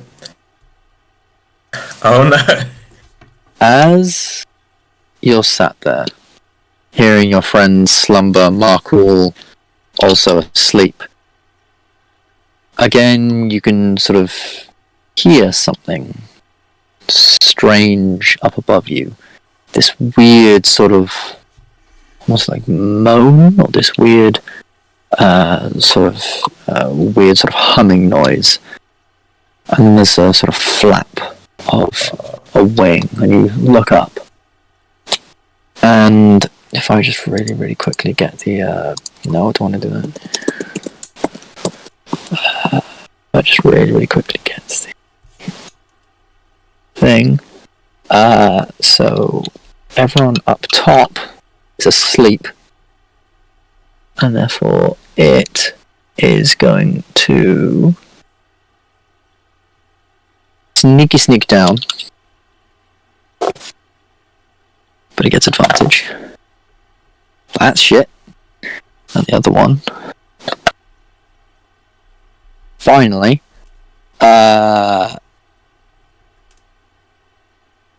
Doc, you're asleep, but suddenly you feel something above you just sort of bat its wings right in your face. You feel the sort of sudden rush of wind right in your face, and then you wake up quickly enough to sort of raise your arm as this strange, it's almost sort of like a big flying manta ray comes down, tries to wrap around your face, but with your arm up and you just sort of like bat it away, it sort of flutters off.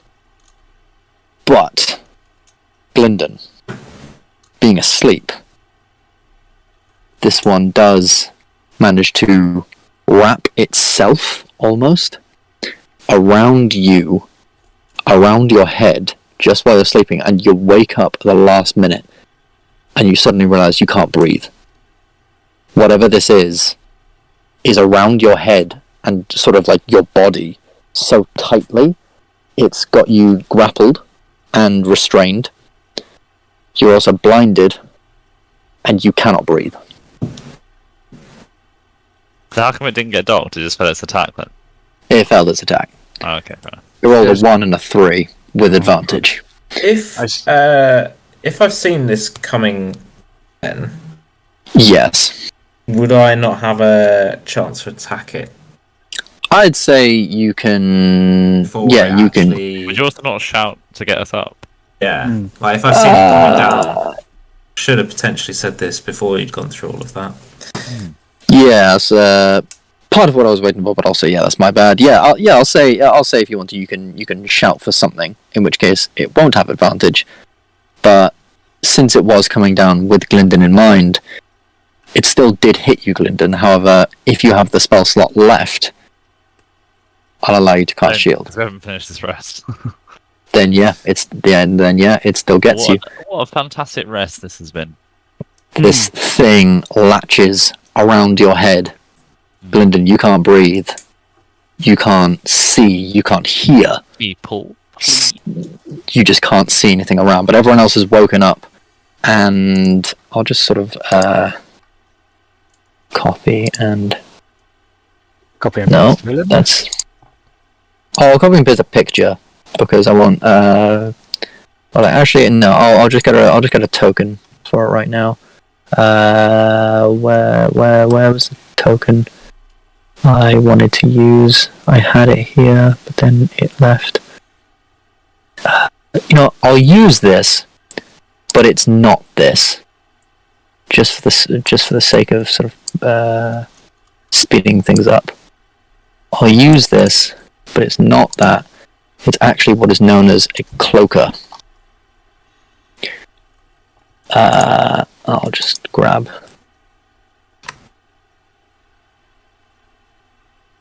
Damn it. I'll send a picture in the chat.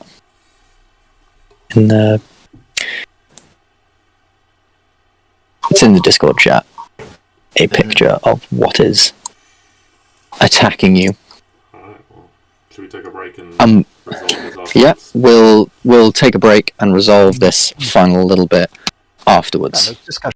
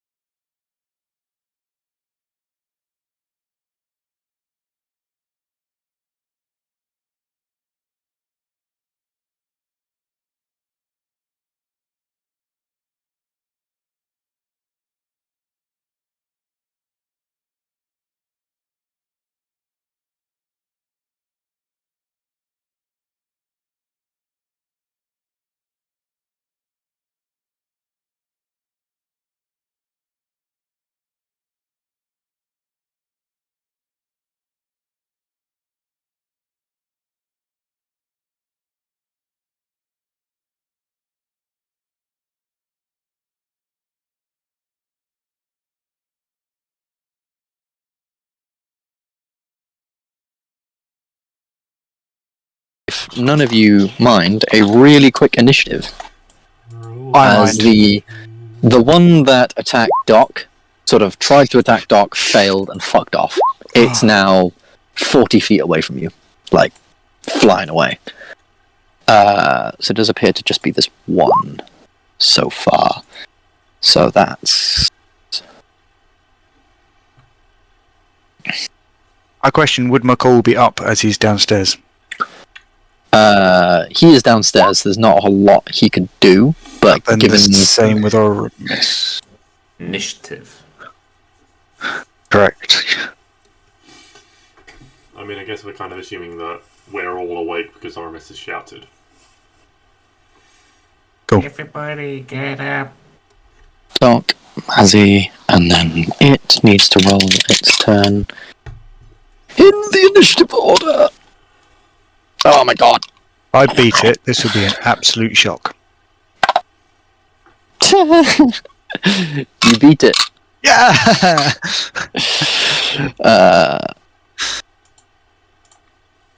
So, first of all, it is Oramis' turn.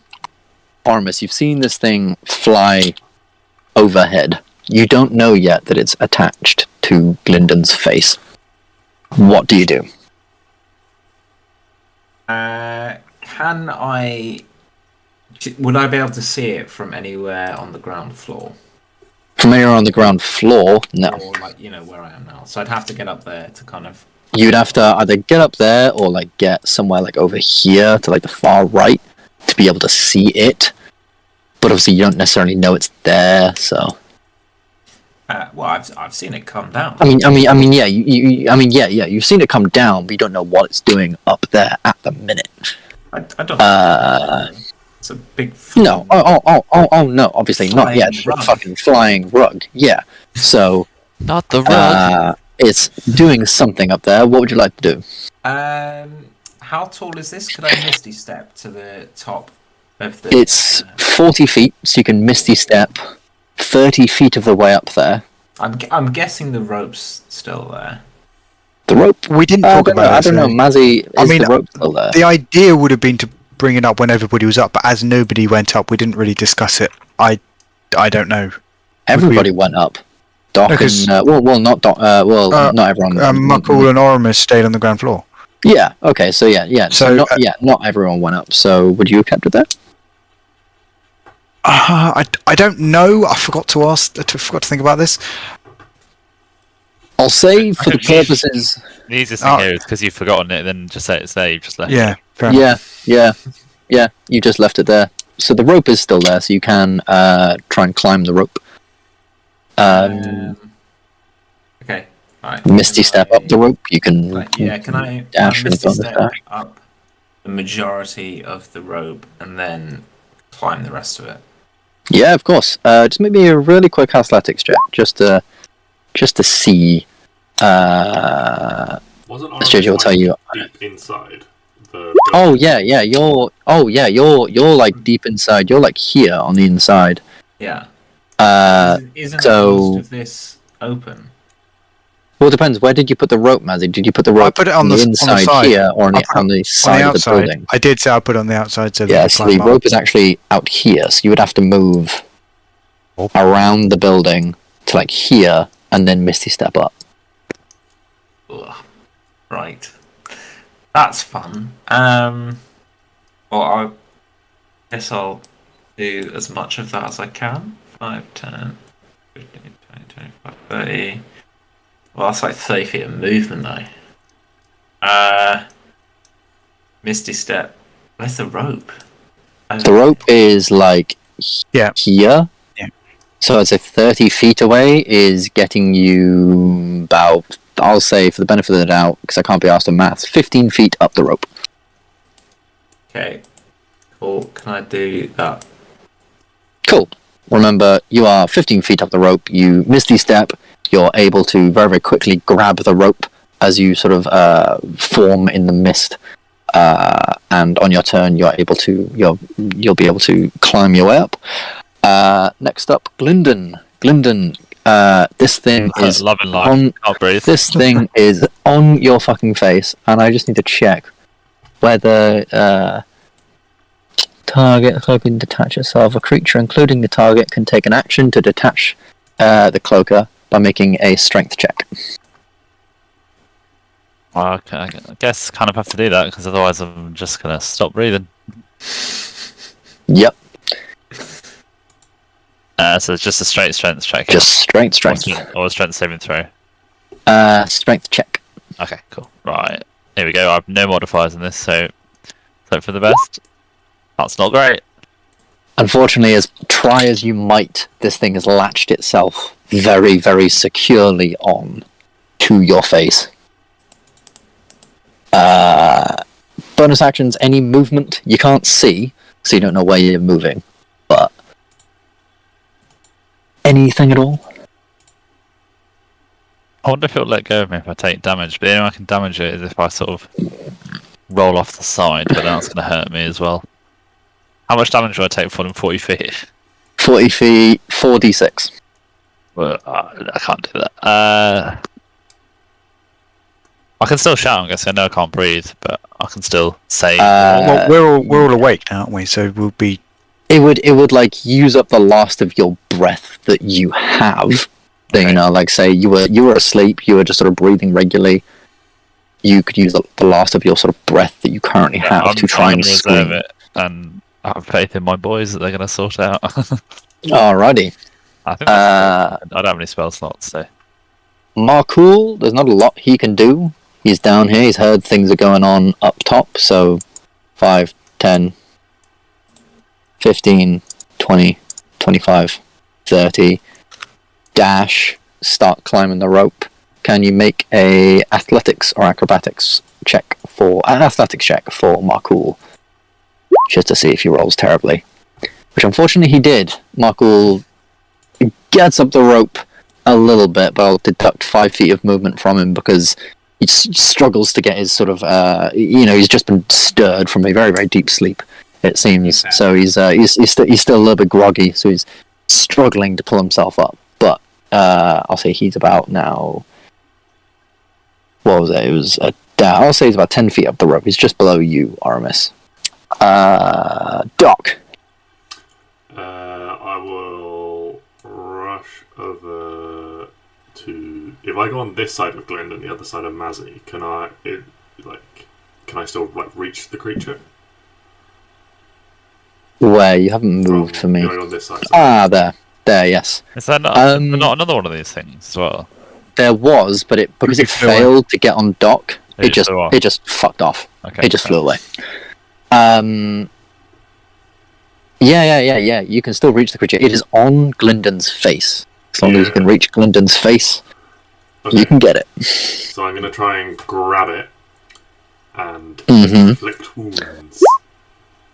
And inflict. Fuck that. 3d10 on 11. Hold on. That's only an 11 I to just hit. Unless Mazzy counts as flanking. But he doesn't. yeah. So Fuck that it for a box. will take 5 damage. For a And box of Gylndan, rolls. can you take 5 damage from me? Well, please stop doing that, Doc. That's an 11 to hit. Oh, that's 11 to hit. Oh dear God, no, that doesn't hit. I thought that was. Yeah, I completely forgot you have to roll the hit for inflict wounds, don't you? Yeah, that does not hit, I'm afraid. Right, well, As you try and sort of Please all actually, take note of what Ben just said, though. what did I just say? That I also take damage. No, I can't say no to that because that's not canon. Oh, shush. Just having a bit of fun. It is canon. So Gylndan. I mean, I heard it, I've so foreseen it, therefore yeah. it happened. It's a future I've foreseen. Without breath, how can you tell us about this future? I communicate it to you all. Mazzy, Telepathically. unless you have any bonus actions you'd like to do. Nah, fuck it. Oh yeah.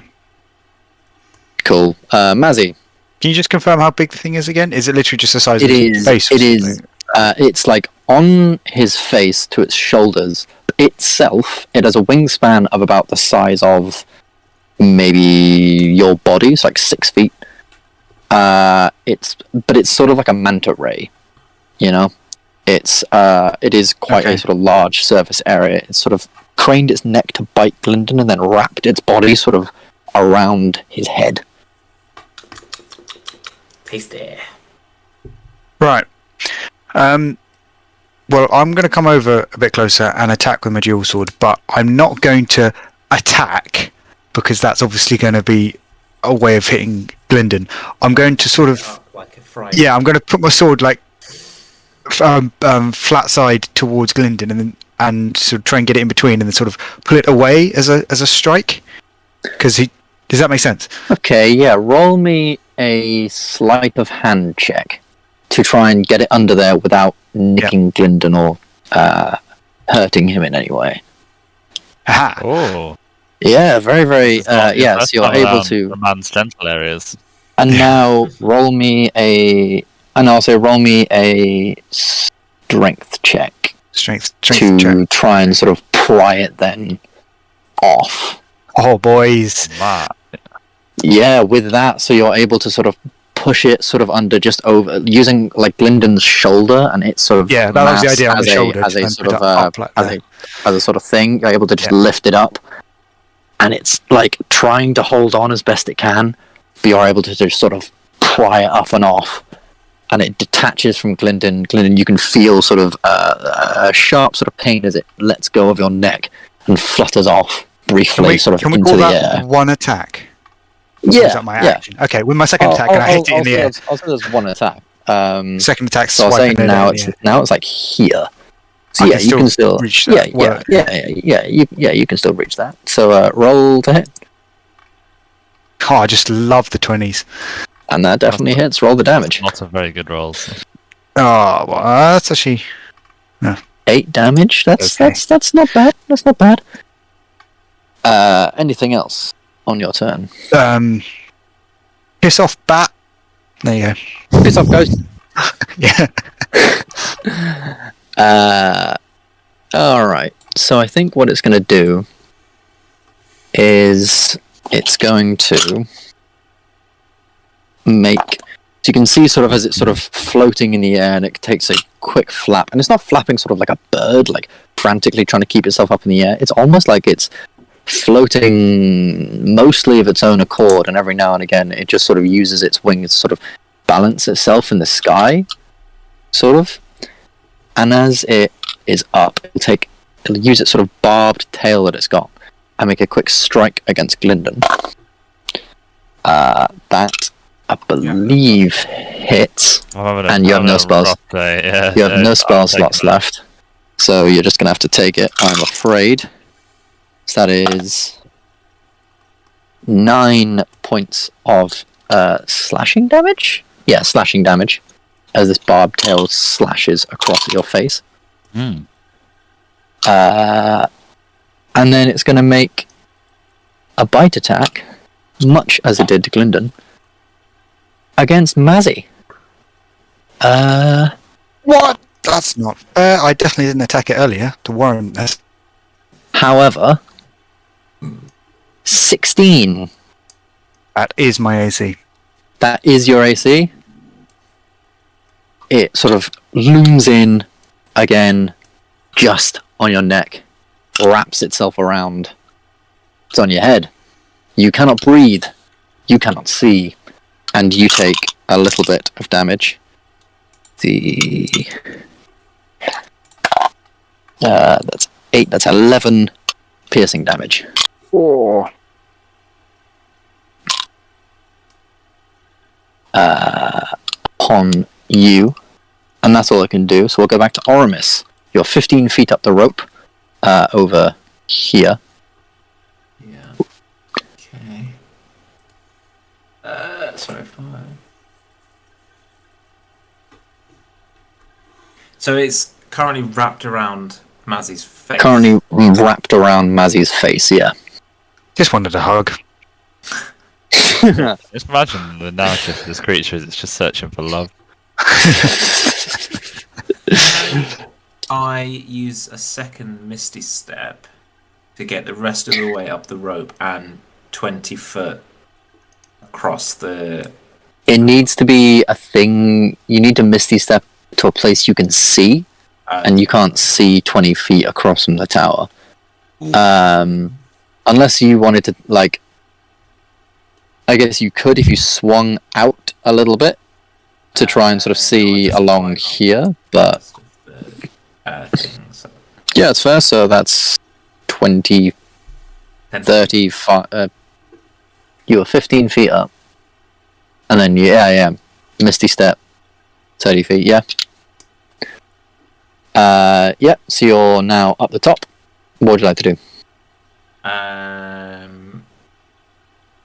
How far across is it? How many squares across is it? Can I get over to Mazzy? It is around from here with a dash. Yeah, you could do it. Okay. Can I bonus action dash? It's a bonus action to Misty Step. I cancelled the Misty Step. You did. Sorry. Yeah. Bonus action dash. And can I then use my action to try and pull this thing off of Mazzy and like grapple it essentially? Yeah. Roll me a strength check. Yeah. Oh, your boy's been lifting. Oh wow. You've definitely pulled it off. Whether you've grappled it, however, is a different question, as it'll roll unopposed. I'm which just it going to take a fails. big breath in while this happens.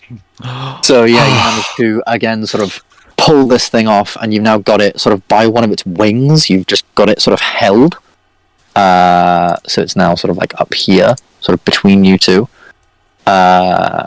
Anything else, or are you good?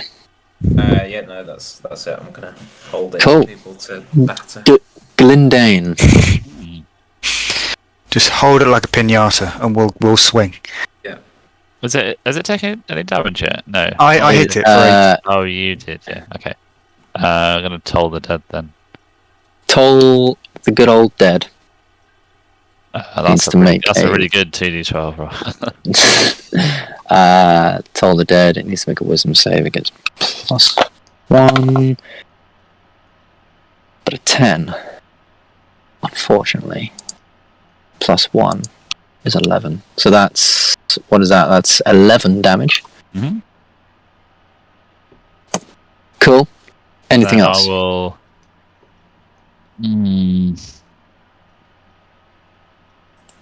Where is it? Where's Oramis? So is that like a square that he's in there? Yeah. If you sort of So think it's that's square here, and then I'm guessing Matt's in a square, and then I'm in one here. yeah. So if you think Matt's actually in that square, Oramis is in that square. This thing is sort of between the squares as they're trying to grab it, and you're in this one just behind Matt here. Okay. I'm just gonna sit because, well, no, I don't see. There's not anywhere else I think it's better than where I am at the moment. So Sounds good. We'll hurry this up a little bit. Marcool. I guess we'll just continue to climb the thing. He's got 30 feet, so he's now just at the very top, but unfortunately that was his action. So he's now, boom, at the top. Doc.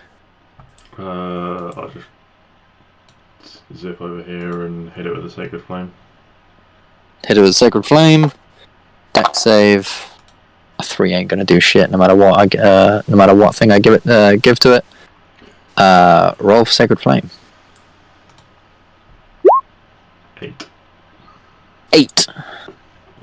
Nicely done. 21. As this radiant flame burns down over it, you can hear it sort of give out this sort of long, like weird moan. Mazzy. I'm very angry. I'm going to swing at it again. Excellent. Please do. Dear God, please do. murder it. Ooh. Milk it. Oh, do I get? Oh no, it's not. No. Still hits though. Advantage. Oh, does it? Oh, even better. That's fine. 14 is just a hit. Oh, And wow. 14 piercing damage is a damn good hit on that one. Yeah. So Then that's... Maybe a If crit. it has not done it, it has not done it. God darn it! Oh, you just. And that one definitely dead. hits again. You can tell this thing is quite a hardy creature as you're sort of slashing at this sort of leathery skin on its body. So it does sort of take the hits, but it definitely realizes you guys are a lot bigger a problem than you were asleep. So any bonus actions or anything, Mazzy? No. Cool. Action. Disengage. 5, 10, 15, 20, 40 feet. Up and gone. It's grappled. Never mind. It will spend its action then trying to get out of your grapple. So roll... It did. Roll an athletics check. Oramis. Against this thing's athletics check. Ooh. 13. That's a I rolled a natural 14. Oh my god. So it is free. See you later, mate. And yeah, now it's gonna fuck off. It doesn't care about the opportunity attacks. You can take them if you want to. I'm taking it. I think Oramis, Doc, and Mazzy would get one. So yeah, Mazzy, roll first. Oh, sorry. Oh, damn. Eldritch Blast, goddamn, yeah. 8, There's a 13 hit. but then plus 4. You can't 13 do does that. not hit. Opportunity Okay. attack. Oh, yeah. No, you cannot.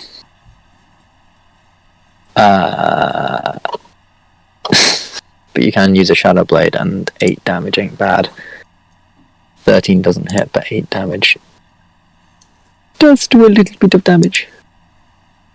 Sneak attack. Sneak attack. Rolls sneak attack. Might as well. Just because I'm interested. Oh. Oh, mate, you rolled These some- rolls Oh are dear nice. God. What's really annoying is it does only have 3 HP left, so it does manage to get away 40 feet and just sort of with this flutters off, flies away, and knows not to mess with people who are asleep Hang on on. top of towers. 40 feet. It's only 40 40 feet. feet away in a turn. Yeah. Huh? I mean, It's well within range, Ben. Huh? It is well within. It is well within It is range. well within so range. Is Can I is- still- I mean, can I still you see can it? still- That's a different you- question. You can. Who's So go- next whose up go in is the, it? it's Oramis's go. Well, it's going to get Eldritch Blast out of the sky, isn't it? Yeah. You gotta Oh, beat please three- fail. Ah. Like, yeah. That was a You laugh failed. going now. But he gets a What? second shot. I just want to see you laughing, like, and then you start getting a cough. And these two blasts just flutter out of place. Gylndan, Yeah, we're going to toll the dead. Toll the Dead, needs to roll a Wiz save, +1. It's a natural 1. 18 6 damage. plus 12, 18 damage. You can just see this thing sort of shake in time with these sort of gongs in its head. It sort of arches back, it gives this and then slowly sort of falls and tumbles very, very elegantly and very, very gently, but down to the ground below. And it dies. Very, very sadly. COVID isn't a thing in your place. Anyone fancy some bat soup? Mazzy, to point out, that is not the same thing that you saw earlier. Oh, okay. That's Interesting. more like a big manta ray kind of thing. What you saw was very definitely a bat, Okay. a massive bat. But Yeah, with when you said something massive, metal and then on suddenly its this was back. only the size of my face. I was like, Yeah. But yeah, okay, fair. But with that, you can all finish up. You can sort of dust yourselves off. Is there anything anyone would like to do at this point? I'd like to have a long rest, please. Excellent. You can finally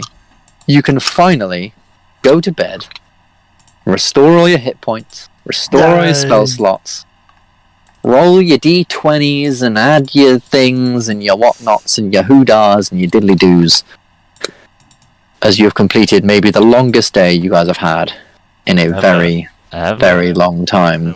Rough. First day in the Underdark. yeah, that's This is only our second. That's definitely a good way of putting it. Bit peeved he didn't really get to do anything. Markle will sort of slouch into himself, go back downstairs. But you'll all wake up, and you all wake up to a quite nice smell. It seems that Markul has been busy. Overnight, he's been cooking. He's been roasting that manta ray. He hasn't been roasting the manta ray, although he did make sure that it was far away from everything, just to sort of make sure it was dead. He also compiled the 2 bodies of Edna and Irma and sort of propped them just sort of behind this tree here, just so that they wouldn't disturb anything. And going back downstairs for a brief moment, he seems to have prepared for everyone a bit of a brekkie. Oh, legend! What did Dragonborn have for breakfast? Weetabix. Excellent. Same as everyone else, really. He's laid it all sort of out on laid it all out on the table, and he sort of sat there like, "Right, lads. Well, we're the first tough day. If today's going to be anything like yesterday, everyone's going to need a good top up. So I put together a few things. Used a bit of my rations. Used what was here. Filled it down some of that water and crap from the sea, and made this a very brief, quick little broth. I hope you like it. Heated with my own flame. It was a bit of Markul and all of you. Oh God! And we can forget the. I understand we were all a bit stressed out yesterday, and maybe did some things we shouldn't have done. And he looks towards Doc, especially when he says this. And well, today's a new day. We know what we're up against now. Seen what's down here. I know there's probably plenty more, but I'm sure we can get through it. Or at least we'll give it our damn best try. Please, begin. And he hold him. Great speech, Markle. Oh, thank you. Thank you very much. He digs into his soup quite happily. It's. I'll tell you what, Markle is, as he mentioned before, he is a decent cook for all of his brothers up on the thing. So it's surprisingly decent given what he has, like rashers of sort of like jerky and some water and some vegetables that he's got. He's clearly used quite a few of his rations to do this. By the way, everyone cross off your rations for yesterday. But it is actually, surprisingly decent given the circumstances. He's also managed to sort of forage some half-decent mushrooms and things like that he thinks would be sort of decent to have. So it's a pretty nice meal. It gives you about sort of like a 20 minutes, half an hour to sort of eat this, sort of quickly pack everything away. And if you would like to, you can continue your delve into the Underdark. As you we need a boat. Yes, that was one thing I meant to say, and I remembered on the thing. Oramis, just a note, as you were going down on your little walk, you did see, just in the distance, a boat quite far up the beach. It was like right up against the sort of cliff face of the beach where you entered it from. But it was there, and it looked somewhat decent. However, there's no oars or anything in it. And you realise this morning as you make your way down. And also, Doc, you find your zombie decapitated. As a note. As we get down to the beach, I'm going to sort of throw up a hand and stop everyone and sort of like warn everyone something was here last night. We should be careful. Something has killed my zombie. I saw an Oramis head off in that general direction, but yes, you did say, Mazzy. Please tell us what you were doing. I couldn't sleep last night for thinking of the atrocity that we committed. We may be in the Underdark, and there may be hags, but we're still the guardians. We're still the defenders of the weak. You thought you go. We don't do that kind of shit, so I couldn't sleep. So you went and decapitated it. Yeah, I don't. It doesn't sit well. I mean, one death does not equal to another, even though it is already dead. We're talking about the undead here. Yeah, this is not natural. Okay. This is why you get kicked out of places. Yeah, but it is still a little bit friendly fire, isn't it? Scar on your face. Oh, that's very That's personal. Oramis.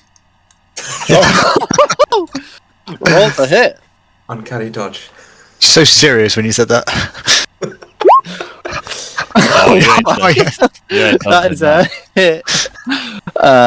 Roll damage 11 and roll 6 and Oh, divine you- strike 3. You weren't at full Oh, for long. there have been better divine strikes in the world. Yes, that's 8 damage on you, Oramis, as you say, this doc just lifts up his hammer and dong, straight into your gut.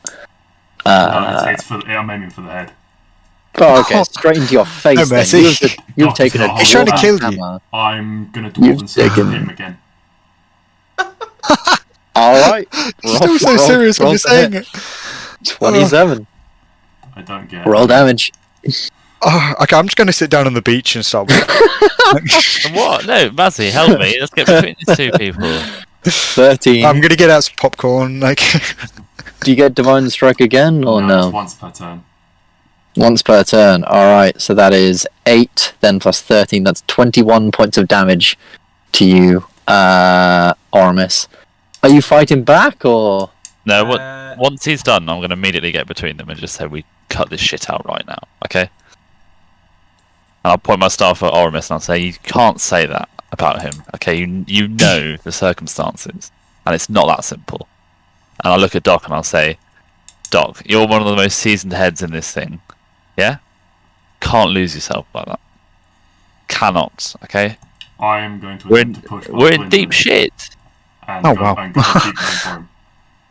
Well, I'll try and grab him. Okay. So hold on. Okay. So Doc's sort of instigating this. So Doc, roll a strength check, and Gylndan. So the both of you roll opposed strength checks to see if you can push past him. Oh, that's not great. I'm gonna just pass that. I'll use a divination roll. Use a divination roll. You see, like, so you can almost sort of see it in his eyes, and for a very, very brief moment, you sort of like remember this sort of vision you had when waking up this morning, your portent ability, and you recall him sort of charging forward. So you immediately just plant your feet in the ground, and he isn't able to push past you quite as easily. Isn't able to push past you at all. Actually, you still stand between them both. What Don't happens? make me do it, Doc. Don't make me hold you with magic.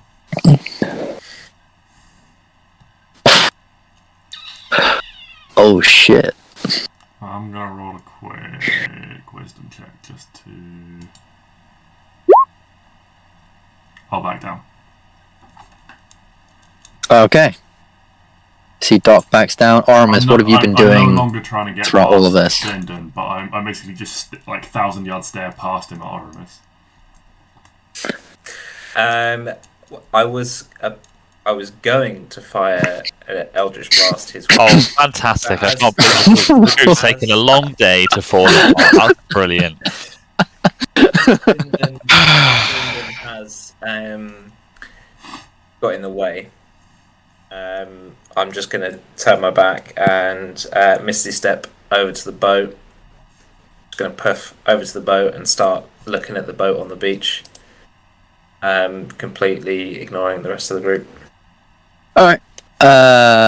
Cool. You sort of disappear into this puff of mist appear over by the boat. Roll me a quick investigation check, but I'll give you advantage considering you're a sailor and you know a lot about boats and stuff. So, I'm gonna leave the beach.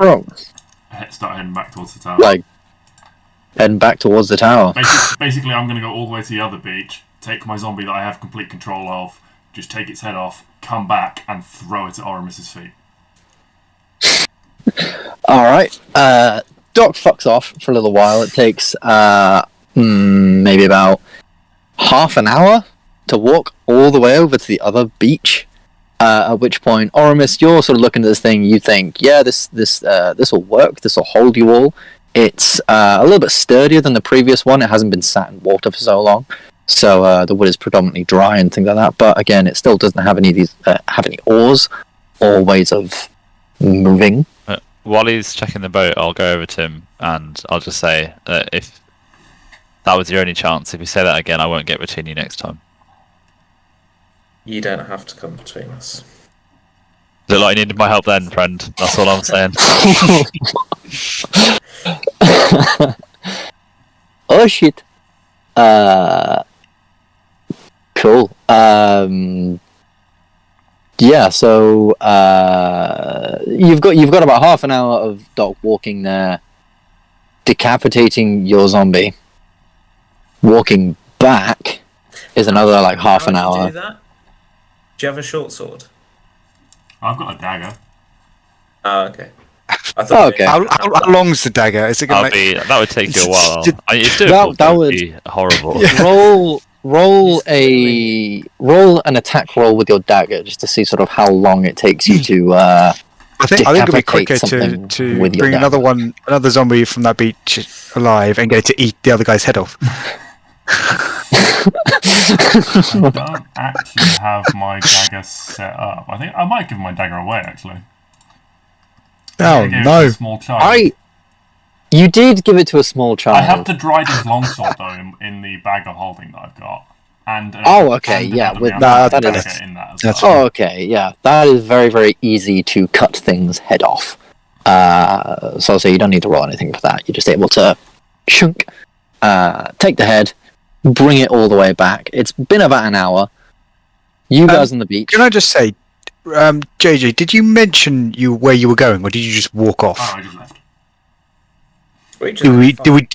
Do we know? Are we definitely waiting? Oh, yeah. Well, Okay, good. We're still just about friends. I might. So no, it's happened. Don't worry. You've called it. No Cool. point retconning things.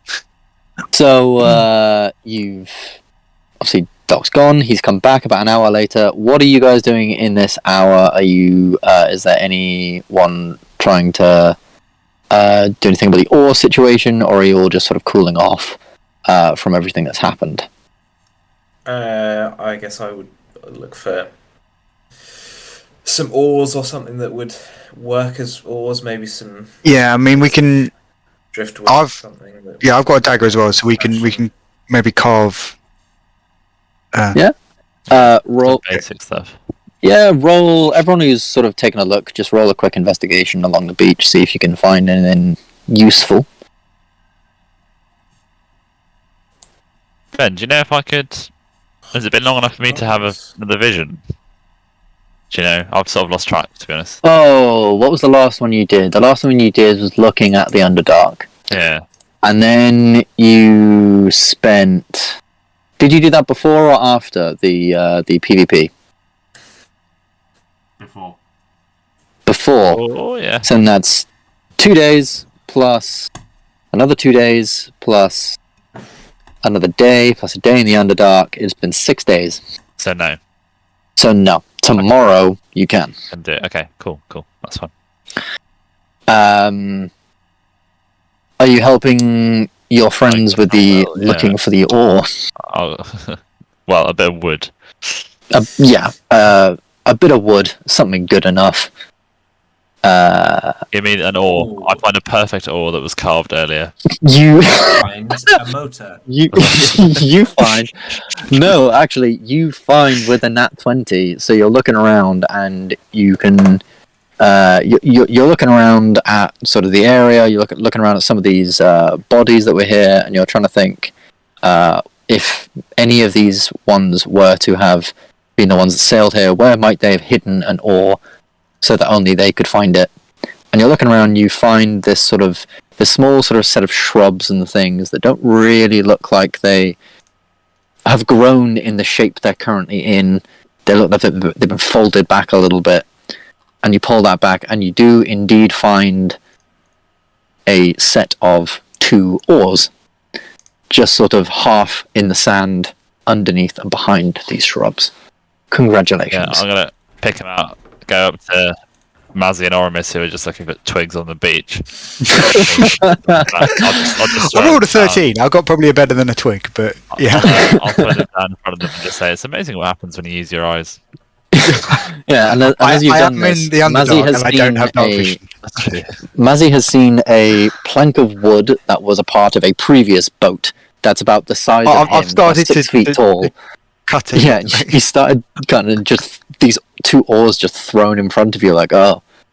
So I'm just going to look at my bit of wood that I'm carving, look at the oars, look at the bit of wood, look at the oars, and just chuck my bit of wood over my head. At which point, Markle, who has been watching over a lot of what's been going on, he watched over sort of what was happening with Oramis and Doc and things like that, and he didn't really want to get involved. He didn't want to get any violence, per se.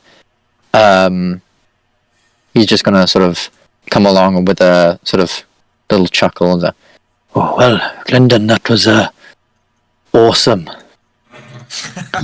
I'll walk off. I'll walk up to the boat and get ready to sort of start bringing it towards the water. I'll up Mark, at this I swear, if he dies down here. At some point, Doc returns, a head in his hands, holding it by the long white sort of strands of hair that remain on this previous male drow's head. Some of the sort of flesh hanging off his cheeks and things like that. Recently decapitated, though, and a couple of drips of blood just sort of staining the sand beneath as he walks along. Yeah, I'll just walk up and just underarm it, sort of not at Oramis, just to him. You know, just sort of to him. When someone just throws you something, you're like, oh shit, and you catch it, sort of almost reflexively. Okay. Roll me a quick dexterity check to see how well. Obviously, yeah, throwing it at Oramis is easy. I'll say you're able to do it, but it's a little bit low. It's a little bit low and sort of bonks him in his knee. Oramis, also roll me a dexterity. Also roll me a dexterity check, Oramis. I'm happy with that deliberate shot on the throw. Length. I just control it with my thigh, do a couple of keepy ups. Volley it back. You certainly sort of see it coming. You manage to sort of knock it off your thigh really briefly, grab it in your hand, slips out of your hand, grab it in your hand again. It's not overly elegant, but you've caught it anyway. I don't know if I particularly want to catch this. Well, were you watching Doc as he came up the beach? I imagine at this point we would have seen him walking towards us. Yeah. Oh, okay. Then you can do whatever you want with it. With can I just 13. step back? Yeah. You just step back and watch as this thing just sort of rolls, sort of, and then just sort of it lands, sort of just face up, looking just towards you. On the ground. Did Doc say, "Are you happy now?" Yeah. Can I just make a very vague grunting noise and start moving the boat towards the water? Oh, you're so edgy. He is the rogue after all. He is the rogue after He all. will get upset. Not just a rogue warlock. Come on. It's not a phase, Mum. Yeah, Markle will help you sort of pull the boat over towards the water, and it's not overly heavy, especially if enough of you sort of chip in. You're able to get the boat. You're able to get the boat along the water. Who else would be chipping in to sort of move the boat towards the ocean? Not the ocean, the glimmering lake. Well, I'm happy to help. Yeah.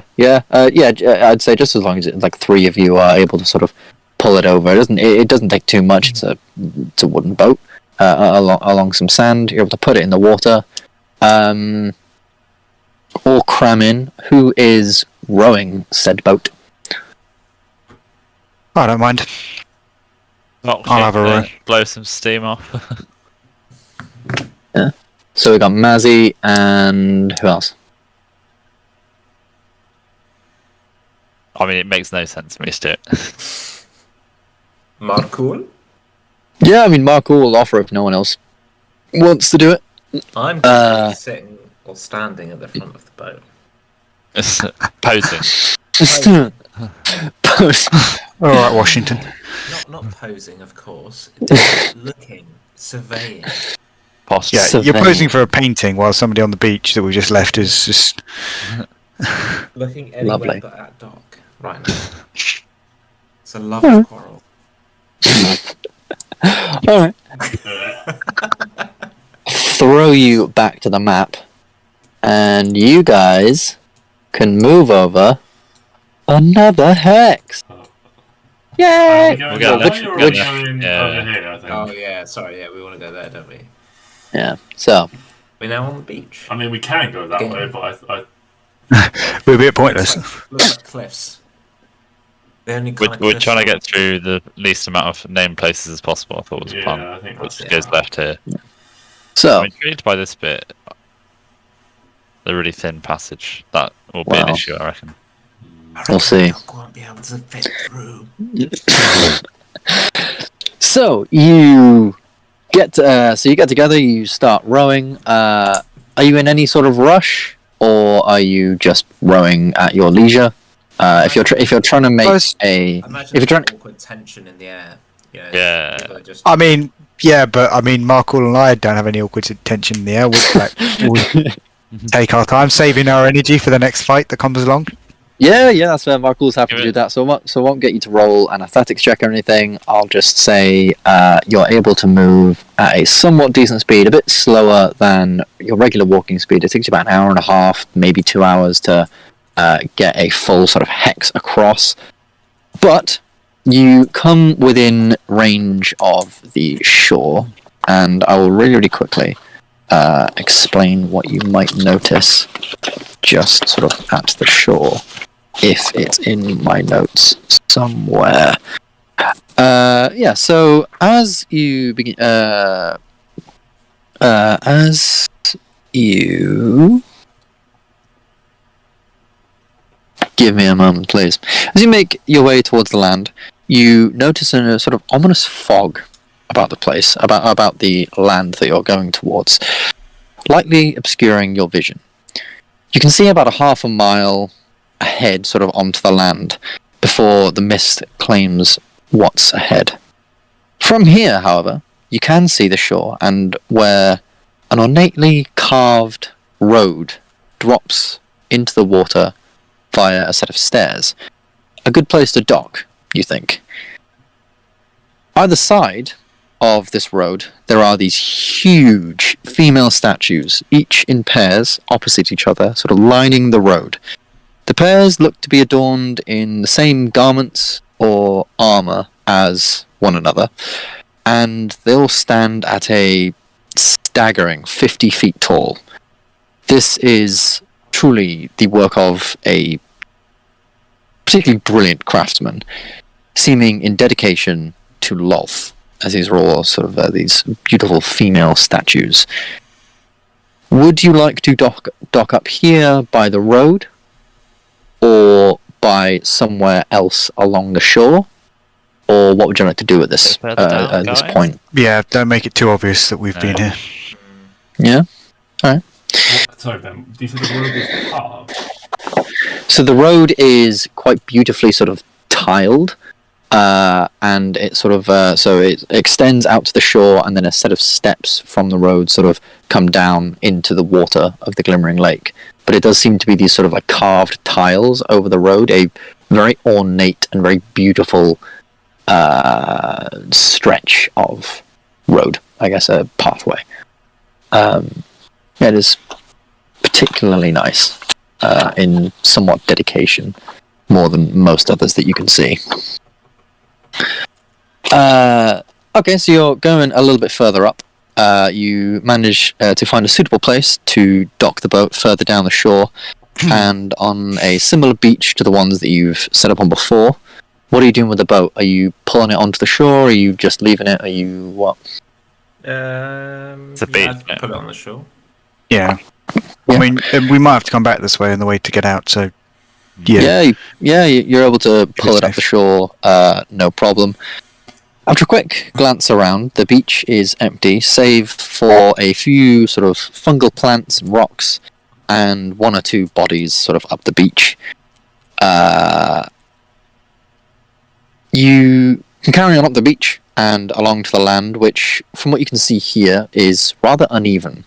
Rocks, stalagmites, fungal plants, and areas and bog and dirt sort of make the way ahead look like a difficult trek, though you haven't gone too far away from this road to your left, so you could make back for that if you wished. What are you thinking? Like a time to end the episode? I mean, we could do, yeah. You've just gotten back ashore, able to carry on in the next session. If everyone's happy to end there, we can call it there. Thank you all very much for... Lead? Does it just... Because obviously, looking at the map, does it just start by the beach? Or Yeah, so literally, it's a road that sort of goes down over the beach, and a set of stairs descend literally into the lake itself. And this road with these statues either side just continues on and on up the dotted path that you can see up there for as like far as your eyes can see. With this sort of weird fog you've got going on. Interesting. Yeah. Interesting. Yeah, definitely a little bit weird. Sort of like the road you saw before, back at the sort of portal temple, was nowhere near as grand as this. Yeah. I'll leave it with that for now. And yeah, that was a fairly decent time to end the episode there. Thank you all for coming. I hope you enjoyed. It was a very, very combat-heavy episode. I didn't have much for... I literally only had, for a random encounter on the night, I only had, if you rolled a 1. Oh, for I God's did- sake. I didn't have 2 like usual. I So well rolled done, Luke. so many ones today. Yeah, You so- did. I think most thank of mine you very was in much, Luke, for damage. that. Yeah. Just Yeah. saying, I got so tense in that fight with Doc. I genuinely was ready to throw hands. Like, Oh shit, there is tension. I loved it. I mean, I Made thought it up was just going to be for like a a backhand lot slap of and the- that was it. I But know it escalates. I was getting ready to roll initiative. I was getting ready for like you to just absolutely fucking wail honestly, the if shit out it of each got other. to that stage, I think I would have. Sorry, man. I would have fired one of my seismic arrows at you guys' feet. Well, Knock you away. That would have really diffused everything, yeah. Just like, yeah, well, annoyed everyone and just like big loud bang, just shut up. with everyone standing around, I was like, right, I've got sneak attack here because everyone else is still technically an ally to me right now, so I can sneak attack this bitch. But they're also an ally to Doc, though. Yeah, but But then I guess, to be fair, rules as written, I'd allow it, yeah. and I was ready to Eldritch Blast you. I was ready to go. I also felt like there was a little bit of. I was like, oh, have I said something to JJ in the chat that's pissed him off recently? Like, venting. It was just the way you were saying it, JJ. You didn't even have any emotion in your face as well. It sounded like Yeah, it was you really were like- personal for you as well. It's like, That was I'm going that to was, hit him. that was definitely RP. That was definitely RP to the max. Doc and Oramis, do either of you have inspiration points? No. I have 2. No, you don't. You can only have 1. Well, I have 1 from ages ago, and then 1 for dressing up as Oramis when we met up. Oh, okay, yeah. That's fair. He Yeah, I'll stole give you us 2. one when you weren't looking. Yeah, in Doc, the back you can. Yeah. Doc, you can add an inspiration point. Nice. And you know what? For the way you handled it all, I'll say, Gylndan, you can grab one as well, Oh, you too. because you did act like a very, very good intermediary. That was really, really interesting. Like, I was not expecting that. I was expecting JJ to go, I just give him a quick slap and that's the end of it. Yeah. Well, That got very, very intense. I liked it. I'm not condoning this behaviour of you making fun of each other, unless you want to, in which case, have at it. PvP 2, Electro Boogaloo. But I'd also like to point out, those are the only rolls, those 2 attacks, those are the only rolls I've rolled as Doc that were over a 10 tonight. Was those 2 attacks. You were silent for the end, yeah. Why would it matter? Yeah. Really meant yeah, God. But yeah, sorry if combat did get a little bit of a slog at the end. I didn't see that woman surviving as long as she did, but there we go. Hope you enjoyed finding a bit of spell casting. They were a good boss, Ben. I think as a platform for you, maybe doing stuff differently. But I thought that was a good start. Yeah, what did everyone think of legendary actions and such? Everyone's sort of good with how they work, it kind of felt like they were more on our level because of it. It So definitely made them more of a threat. it made it more of a It fight. was like they Yeah. went, and then I was like, well, I don't have to worry about anything. Then it's like, oh shit, they've got legendary actions. I can't just sit here on 3 HP. Cool, So okay, I made yeah, a 'cause I terrible know- error, and then you were like, Gylndan, make a save. Gylndan, make a save. And I was like, oh my god. Yeah, because I know some tables don't like legendary actions because it doesn't make sense in terms of like the 6 seconds thing. Like, how has this old lady like done all of this stuff in 6 seconds? It just doesn't make sense. But Yeah. there we go. Cool. I'll definitely be intrigued to see if I can add a couple more things like that in the future. And yeah, I look forward to seeing you guys potentially next week. Though JJ, you said you might have a issue with next week. Yeah, I need to work out what day I'm going away, and I will let you guys know as soon as I know. Cool. Otherwise, obviously, we've got like Monday games. I'll see you then, unless you wanted to do D&D instead of that, or we can skip a week and I'll see you for D&D in 2 weeks' time. Which Yeah, we'll hopefully chat. in 2 weeks' time I won't be in here. Maybe That's the plan. Fingers crossed.